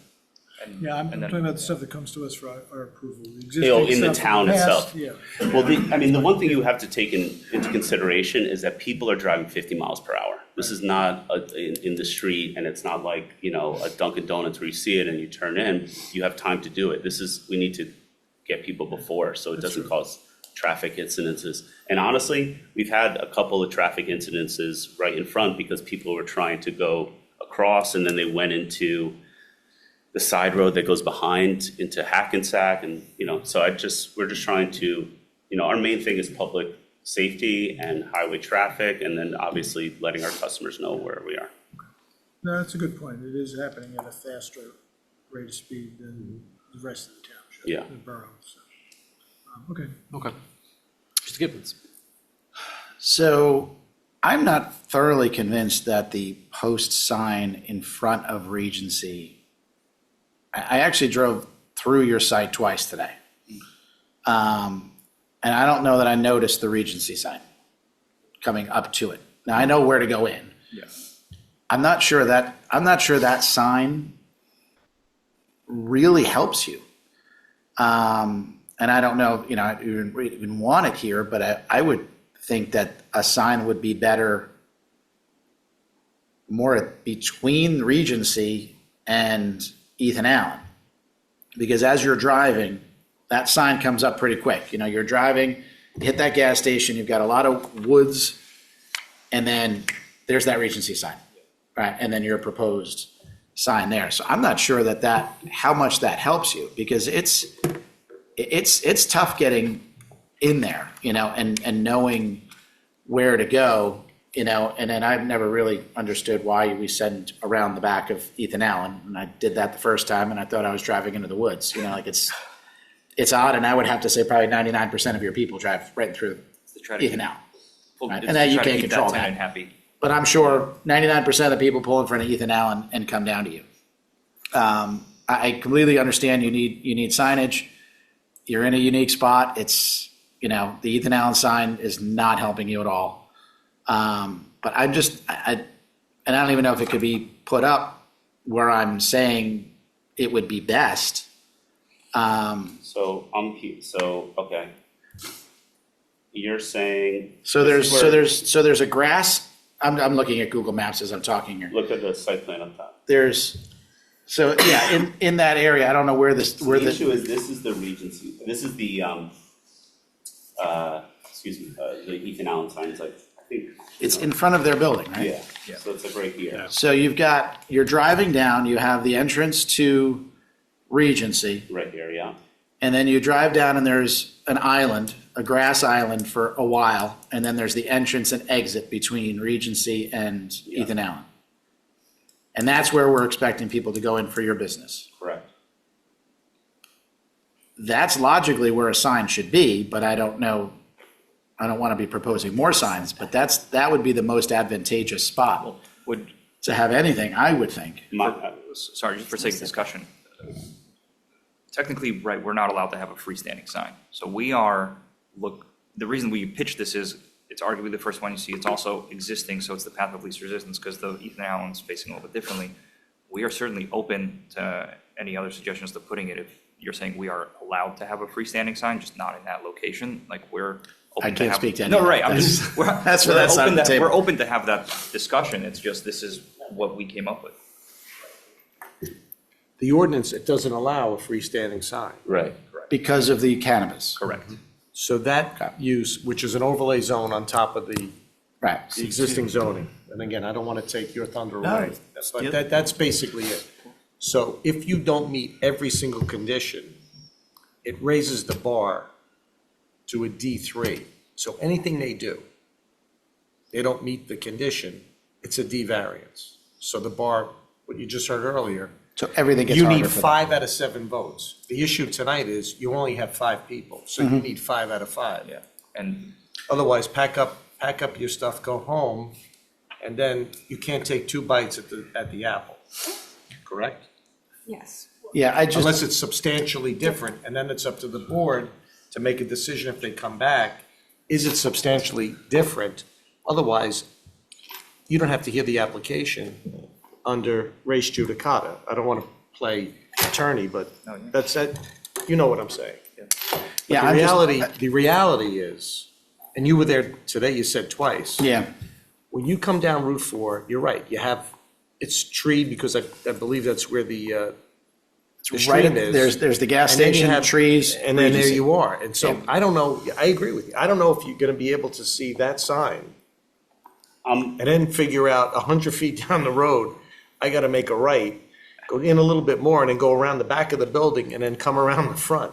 Yeah. And again, I don't want to get into a fight with the chief and but when this was before the board, I questioned that. And I'm saying, like you said earlier, I doubt people do that. I questioned it when it happened, and driving it today, it doesn't make any sense. And I'm sure 99% of your people are going through the front of Ethan Allen. We can't control that. Listen, guys, They're going to do what they're going to do. I would have loved to be able to put that as our entrance from the first place, but we were told. Why don't you do this? Can I make a suggestion? Because I want to watch the Net game tonight. I would love to really watch do. it too. Why don't you, forget about the sign on, Pylon. on the pylon sign or whatever. Forget it. Get the other sign, if the board is agreeable, put that up, see if it changes, and then come back. And then hopefully you come back with a different traffic pattern that I think is really going to help you. I understand that and I appreciate that, but we need more signage, like our business needs it. And if you guys are saying you are open to a pylon sign in front of Ethan Allen, then I can come back and do that. But my concern. Well, here's the thing with that. You don't even know if you're allowed to do it. I know. Ethan Allen might have, I know the owner is in the audience, they might have restrictions under their lease. But again, you control your destiny as far as your building, correct? And I think, I'm not a betting man, we're not on Polymarket here, but Mr. Craig basically said, remove one and get the other. I think I heard that. He was talking about the building signage. Almost.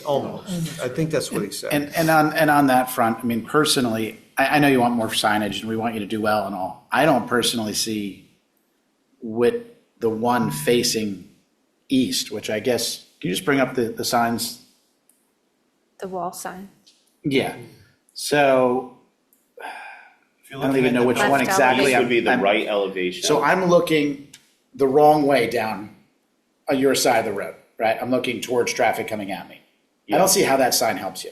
Because when you're passing by Ethan Allen blocks our entire building, the front of it, except for the I'm looking south. I'm coming from the city. You're talking about west. I'm coming from the city, So I'm west- driving west. west The front one side I is can the- see helps you. You pass it, I mean, it's just adding, people driving by don't see our side of the building until you're directly in front of it. So you'd be driving, you have to look this way. If you were driving 50 feet behind it and you're looking, you would see that sign there. But I can't turn into you anyway. Agreed. So, you so can't I'm, turn so I'm left. driving, I look over and I see the 50-foot sign that you're proposing. That one I think I'm gonna see.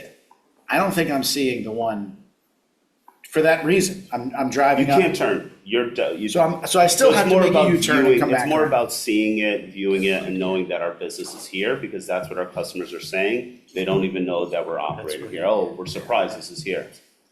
So if you're getting a bigger sign, if we're gonna approve 50 feet in the front, I think that helps that person personally. And honestly, you're gonna get a better visual of someone pulling into Total Wine and saying, oh, there's a sweet spot across the street. Like, as you're pulling down Right, Main that's the Street, goal. you're gonna see that sign, and you see it now. I just don't personally see how that sign helps you. And if we're horse trading here, and add a sign here, take a sign there, personally, I don't see that helping you. I don't know if I'm necessarily proposing to put one in front of Ethan Allen and the Regency Center, but personally, I think that's going to help you. Because I would have to imagine a lot of people are pulling in the wrong way into your business. No matter what that do not enter sign says, I'm sure people are pulling in there. And unfortunately, I did look at Google Maps back to 2008, and it was always an in, or always an out. There was not a sign pointing in, whether It people use it. wasn't, right, it was directed as an out. Yeah. But how the curb cut is always been an in. Because if you look at the curb cut, it goes like this. It looks like you can pull in, yeah. Right. Yeah, and that was my concern from the get-go, that people are gonna pull in there. No matter what you say, people are People gonna pull in. haven't been truly pulling in there, but. Yeah, I mean, sorry, the owner just said he's obviously been there for 30-something years, so if he wants to testify to use of it as an egress or. No, I'm just looking back. I mean, Yeah. personally, I think it would make sense to have it as an in.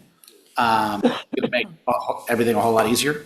But I just happen to look back. DOT letter of no contest, I will be in front of the board asking for that, and we'll hopefully get the same response from you guys at that time. Yeah, I think that makes more sense, and I thought that when you came for your original application. Right.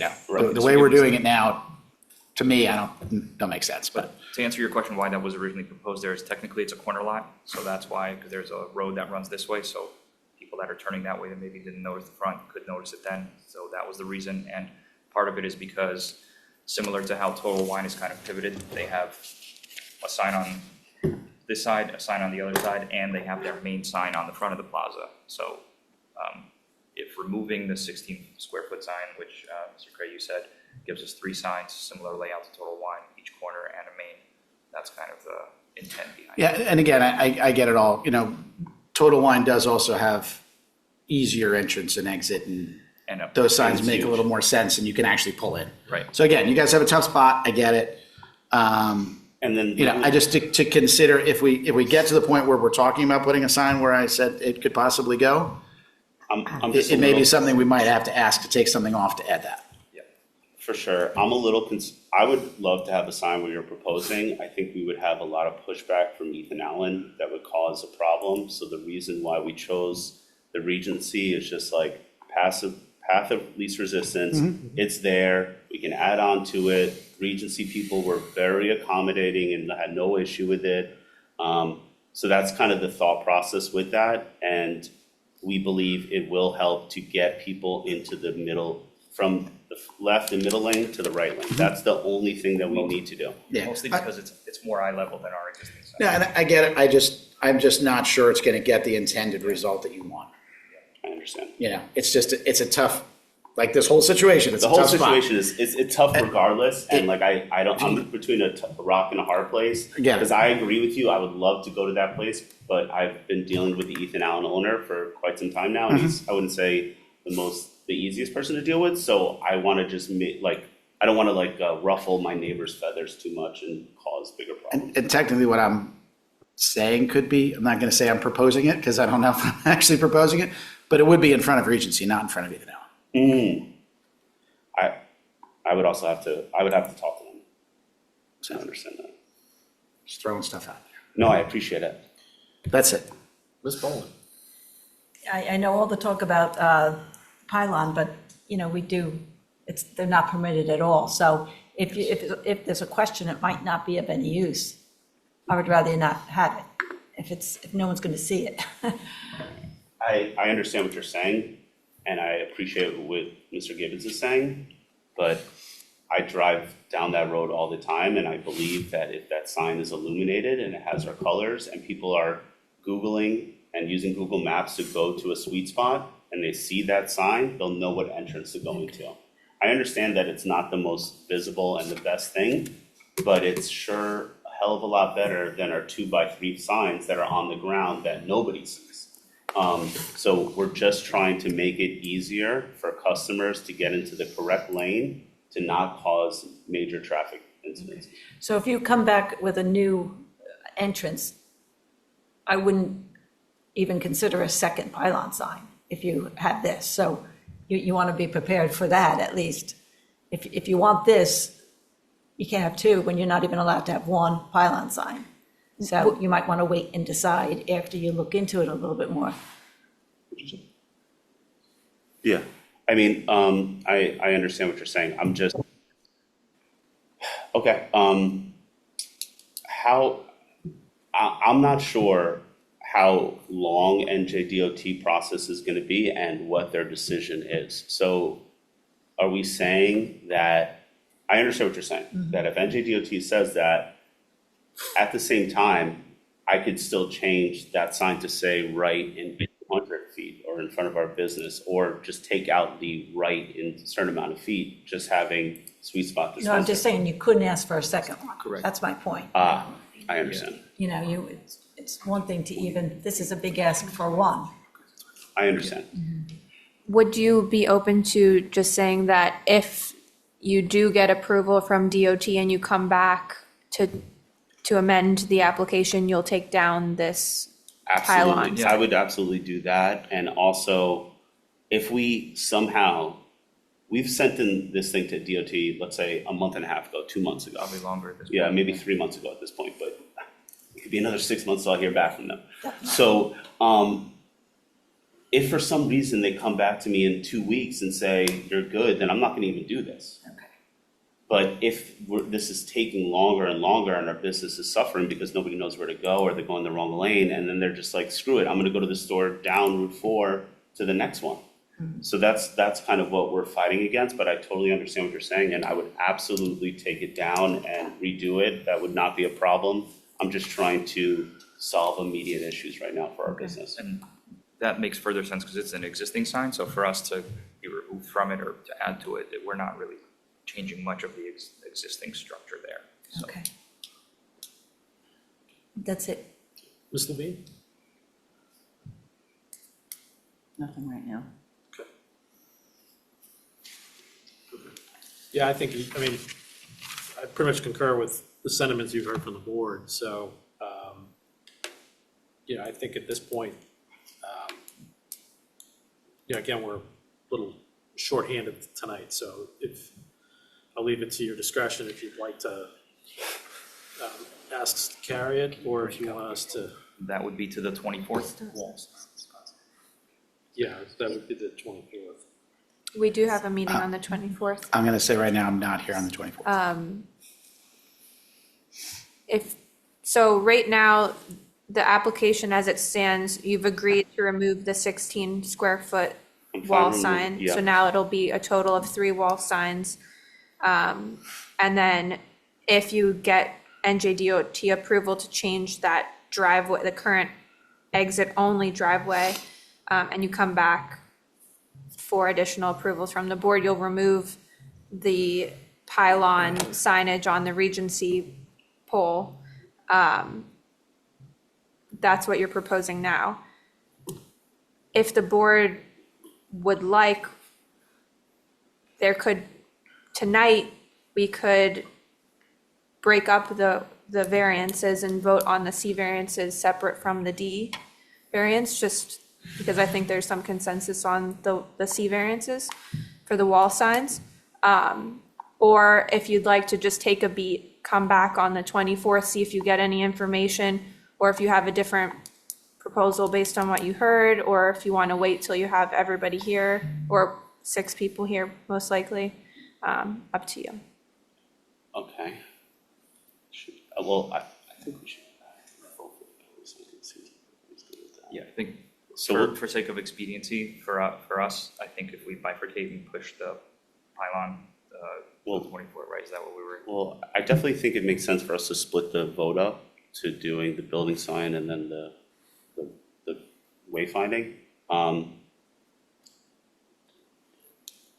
don't know how, so this is basically, it's, you guys decide now and then I can never come back for a wayfinding. If I had to change, if you guys said no, I could change the design of it and that would be okay and come back, or? There would have to be a significant change. Like it probably couldn't just be a smaller sign on the Regency pole. It would have to be like a whole new structure proposed. I don't. I'm playing poker right now. I just wanted to break down what the variances are. Yeah, and Tom can go over what the relief is, because it's not just number of signs, there's also area. Right, so we get what practically what you're asking. From a variance standpoint, again, there's the 2 conditional aspects that you deviate. One is the freestanding sign, one is the maximum number of building signs, right? So even if you separate them, you still have you need the 5 votes for maybe there's flexibility, again, you need all 5 votes. Then just focusing on the wall signs for a minute, there's the maximum sign area provision too, where you're allowed 20 square feet for a main sign, you have 50, 25, and 25. Arguably, you have more if it's a corner lot. I mean, it's right on the cusp. And just a question for you. Does this site technically count as a shopping center since there's communal parking 3 properties? Because that bumps. I don't think they're managed by the same entity though, right? There's some criteria about. Do you own the whole site? Yes. And you manage the whole site? Oh. So that bumps us to. I don't know if that helps you though, does it? That bumps us to just the variance request is smaller because the main sign on shopping center is 35 square foot, not 20. Okay, if that helps, and if it meets the criteria, then right. And so the proposed square footage is 100 square feet, right? 50 plus 25 plus 25, right? We agree. So whether it's 20 or 35, Gotcha. well, you go with the higher That's aggressive, standard, yeah. right? Okay. That's the ask. That's one set, if we separate the pylon sign, it's the D3 conditional, because freestanding is not allowed, right? There's a separate provision of the ordinance that prohibits freestanding. It's kind of the same thing. And then there's projecting into a required yard as a C variance, where granted, it's an existing sign, talks about can't be, I think, less than 30 feet, can't project into a required yard. So in this case, there's the front yard distance between the building and the street. It's supposed to be 30 feet. It's about a foot from the front lot line. But it's not facing the street. It's the proximity, so Understood. where the sign exists relative to the lot line, it's just a technical, I'm just separating, that's what the board's actually voting on. Understood. I apologize. No, that's fair. It's convoluted, I guess. Yeah. So if the board says, my point is, in either case, wall signs or freestanding, you still need a D for either one, so you need all 5 votes. Yeah. You've gotten the board's level of interest, I think. I don't know if we're beyond a straw poll at this point, or if that's even appropriate, or if it's just better to regroup and come back with a package as far as that is. I mean, it's up to the applicant whether you want to ask the board to just pull out the freestanding sign as a separate vote, and everything else would still require the 5 votes. That's fine. So what you're basically saying is, we're gonna have a vote now just for the 3 building signs, which needs 5 people to agree on. You can ask for the board Yeah. to vote, and Sorry. then somebody would have to make a motion, Okay. right? Some type of Right. motion. If I may, just for clarity of the record. No, you had it on. Would have been Here, use the candy to train them. Nah, that's okay. All right, just for clarity. What are you amending to? Because some people think I'm pretty good at this land use stuff, but I gotta be, I'm confused. Basically, Mr. Cray asked us to take away our existing 16-foot sign. Right. So basically, what we're asking now So you're is down to 3 signs. we're down to 3 signs. Front, This front west, big one, and east. 50. Yeah, exactly. Okay, and what are the dimensions of those signs? They haven't changed. 2 by 12. Total square footage of 25, so it's 2 by 12, and 2 by 25, 25, 25, 75? No. 25, 25, 50. Main sign 50. Okay. So 100 square feet, where Going to possibly 35. Okay. Just so the board knows, and if it is approved or not, this young lady has to write a resolution. Understood, yeah. Because the plans, you can't approve the plans because the plans are not asking for what No, you're they're asking. not, right. I understand, and we can update that and do whatever you guys need us to do. Not to prolong this, but the application would still continue, they'd still be coming back, so can they vote on the one part now? Are we gonna, You got to amend You're the right. application. You amend They're not coming, they're asking for the votes on both of them tonight, oh, you're asking for the pylon tonight? I or thought they were coming no. back. No, I guess I Wait, should well, confirm with him, but my understanding is we're pushing the pylon to. That's, okay. Oh, that- oh, see, this okay. is All why right, there you go. This is Thank why you. I jump in, With Chairman. Okay, so, From my understanding, you're going to amend the application and only ask for 3 wall signs. And then we're gonna. 25 And then on the east, 25 on the west, 50 facing north. And then we'll come back. Forget about coming back. That's the amendment. That's the amendment for this one. And if this board says yes, prior to the adoption of the final resolution, you will revise the plan to show what the board actually Understood. approved or denied. And Ms. Brown, can I ask one question?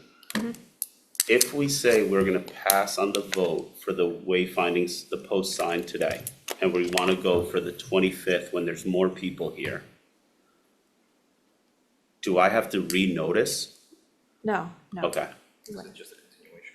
okay. But then we, Technically, if they're amending the application, that's their application tonight. They would have to put in a new application to renotice for the pylon.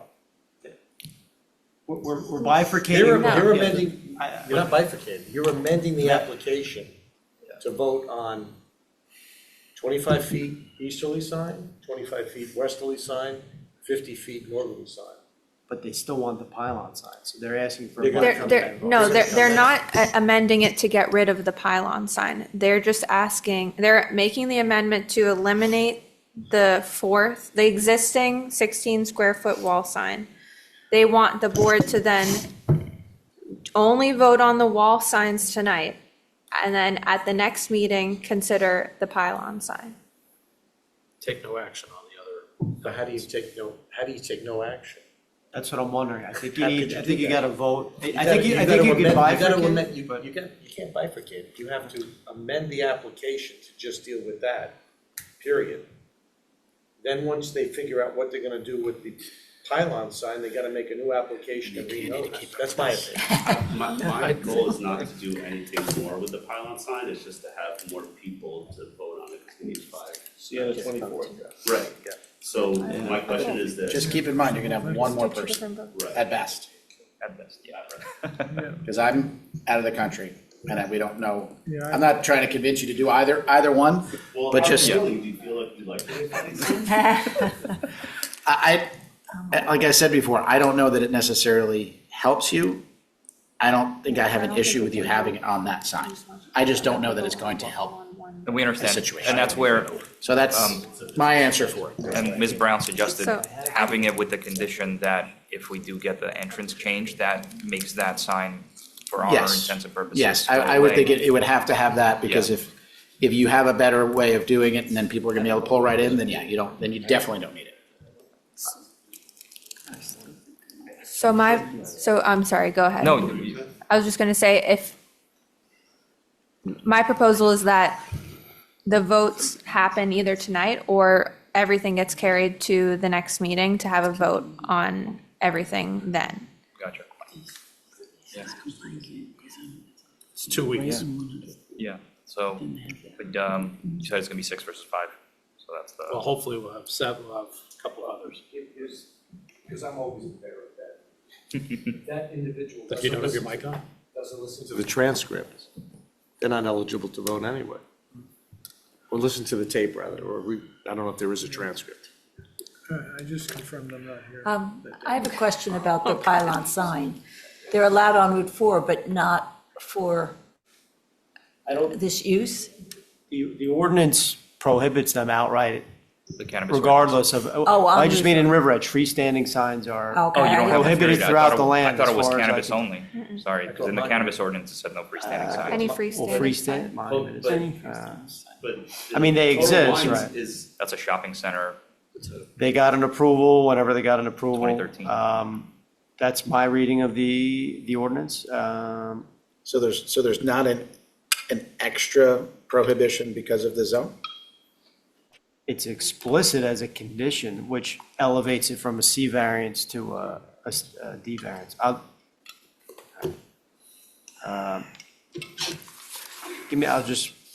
That's my understanding of the ordinance without prolonging. but obviously at Answer. one point, freestanding signs were allowed because our whole complex is covered by them except our space. Or they got variances way back, Right. which is also. Right.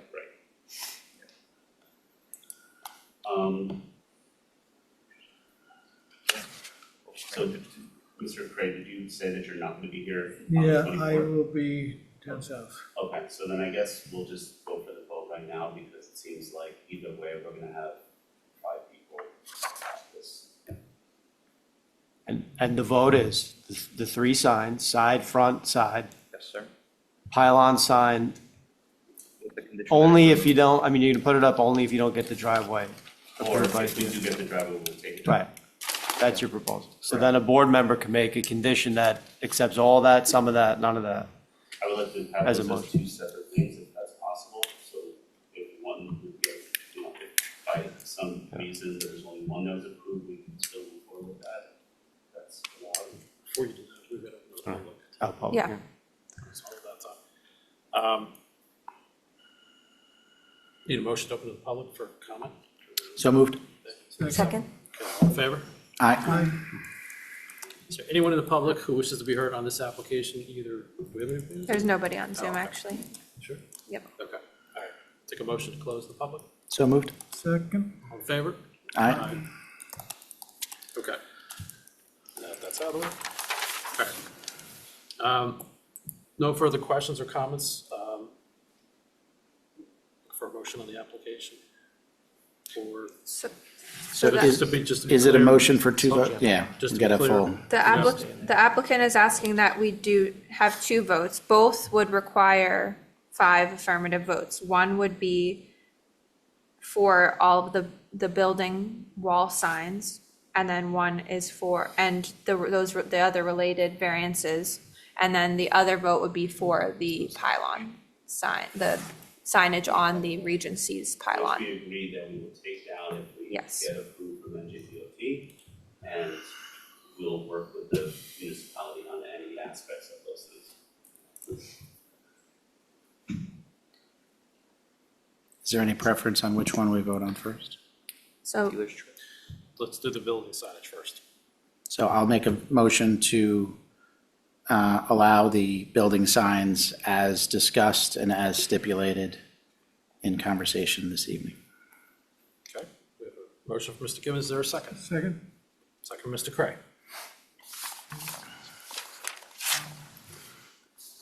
all I right. just wanted to make sure that the condition of 2 meeting and 16 square Yes, foot and that- sign. Yes. and all the other- Yep, without the, so it's only 3 wall signs, no 16 square foot sign.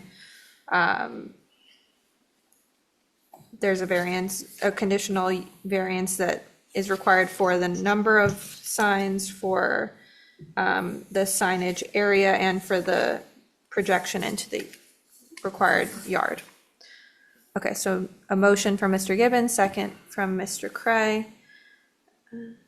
Mr. Caslin? Yes. Mr. Cray? Yes. Ms. Boland? Yes. Mr. Gibbons? Yes. And Ms. Levine? Yes. Okay, that motion passes. And the second motion would be on the freestanding sign.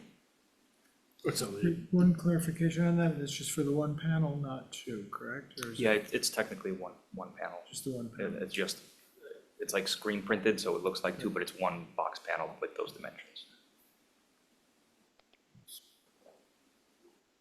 So this is for the pylon signage with the condition that if NJDOT provided approval for the driveway and a new site plan was submitted, then that signage would be removed. Yes. With the traffic study also, right? Yeah, you would have to submit a new application. Yep, you got it.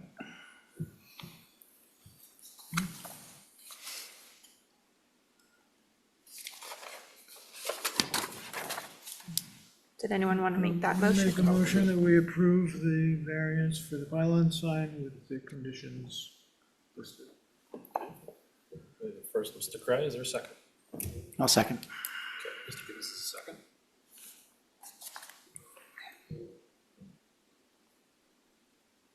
All right, Mr. Caslin, Yes. Mr. Cray, Yes. Ms. Boland, Yes. Mr. Gibbons, Yes. and Ms. Levine. Yes. Okay, the motion passes. Thank you very much. Now you can breathe.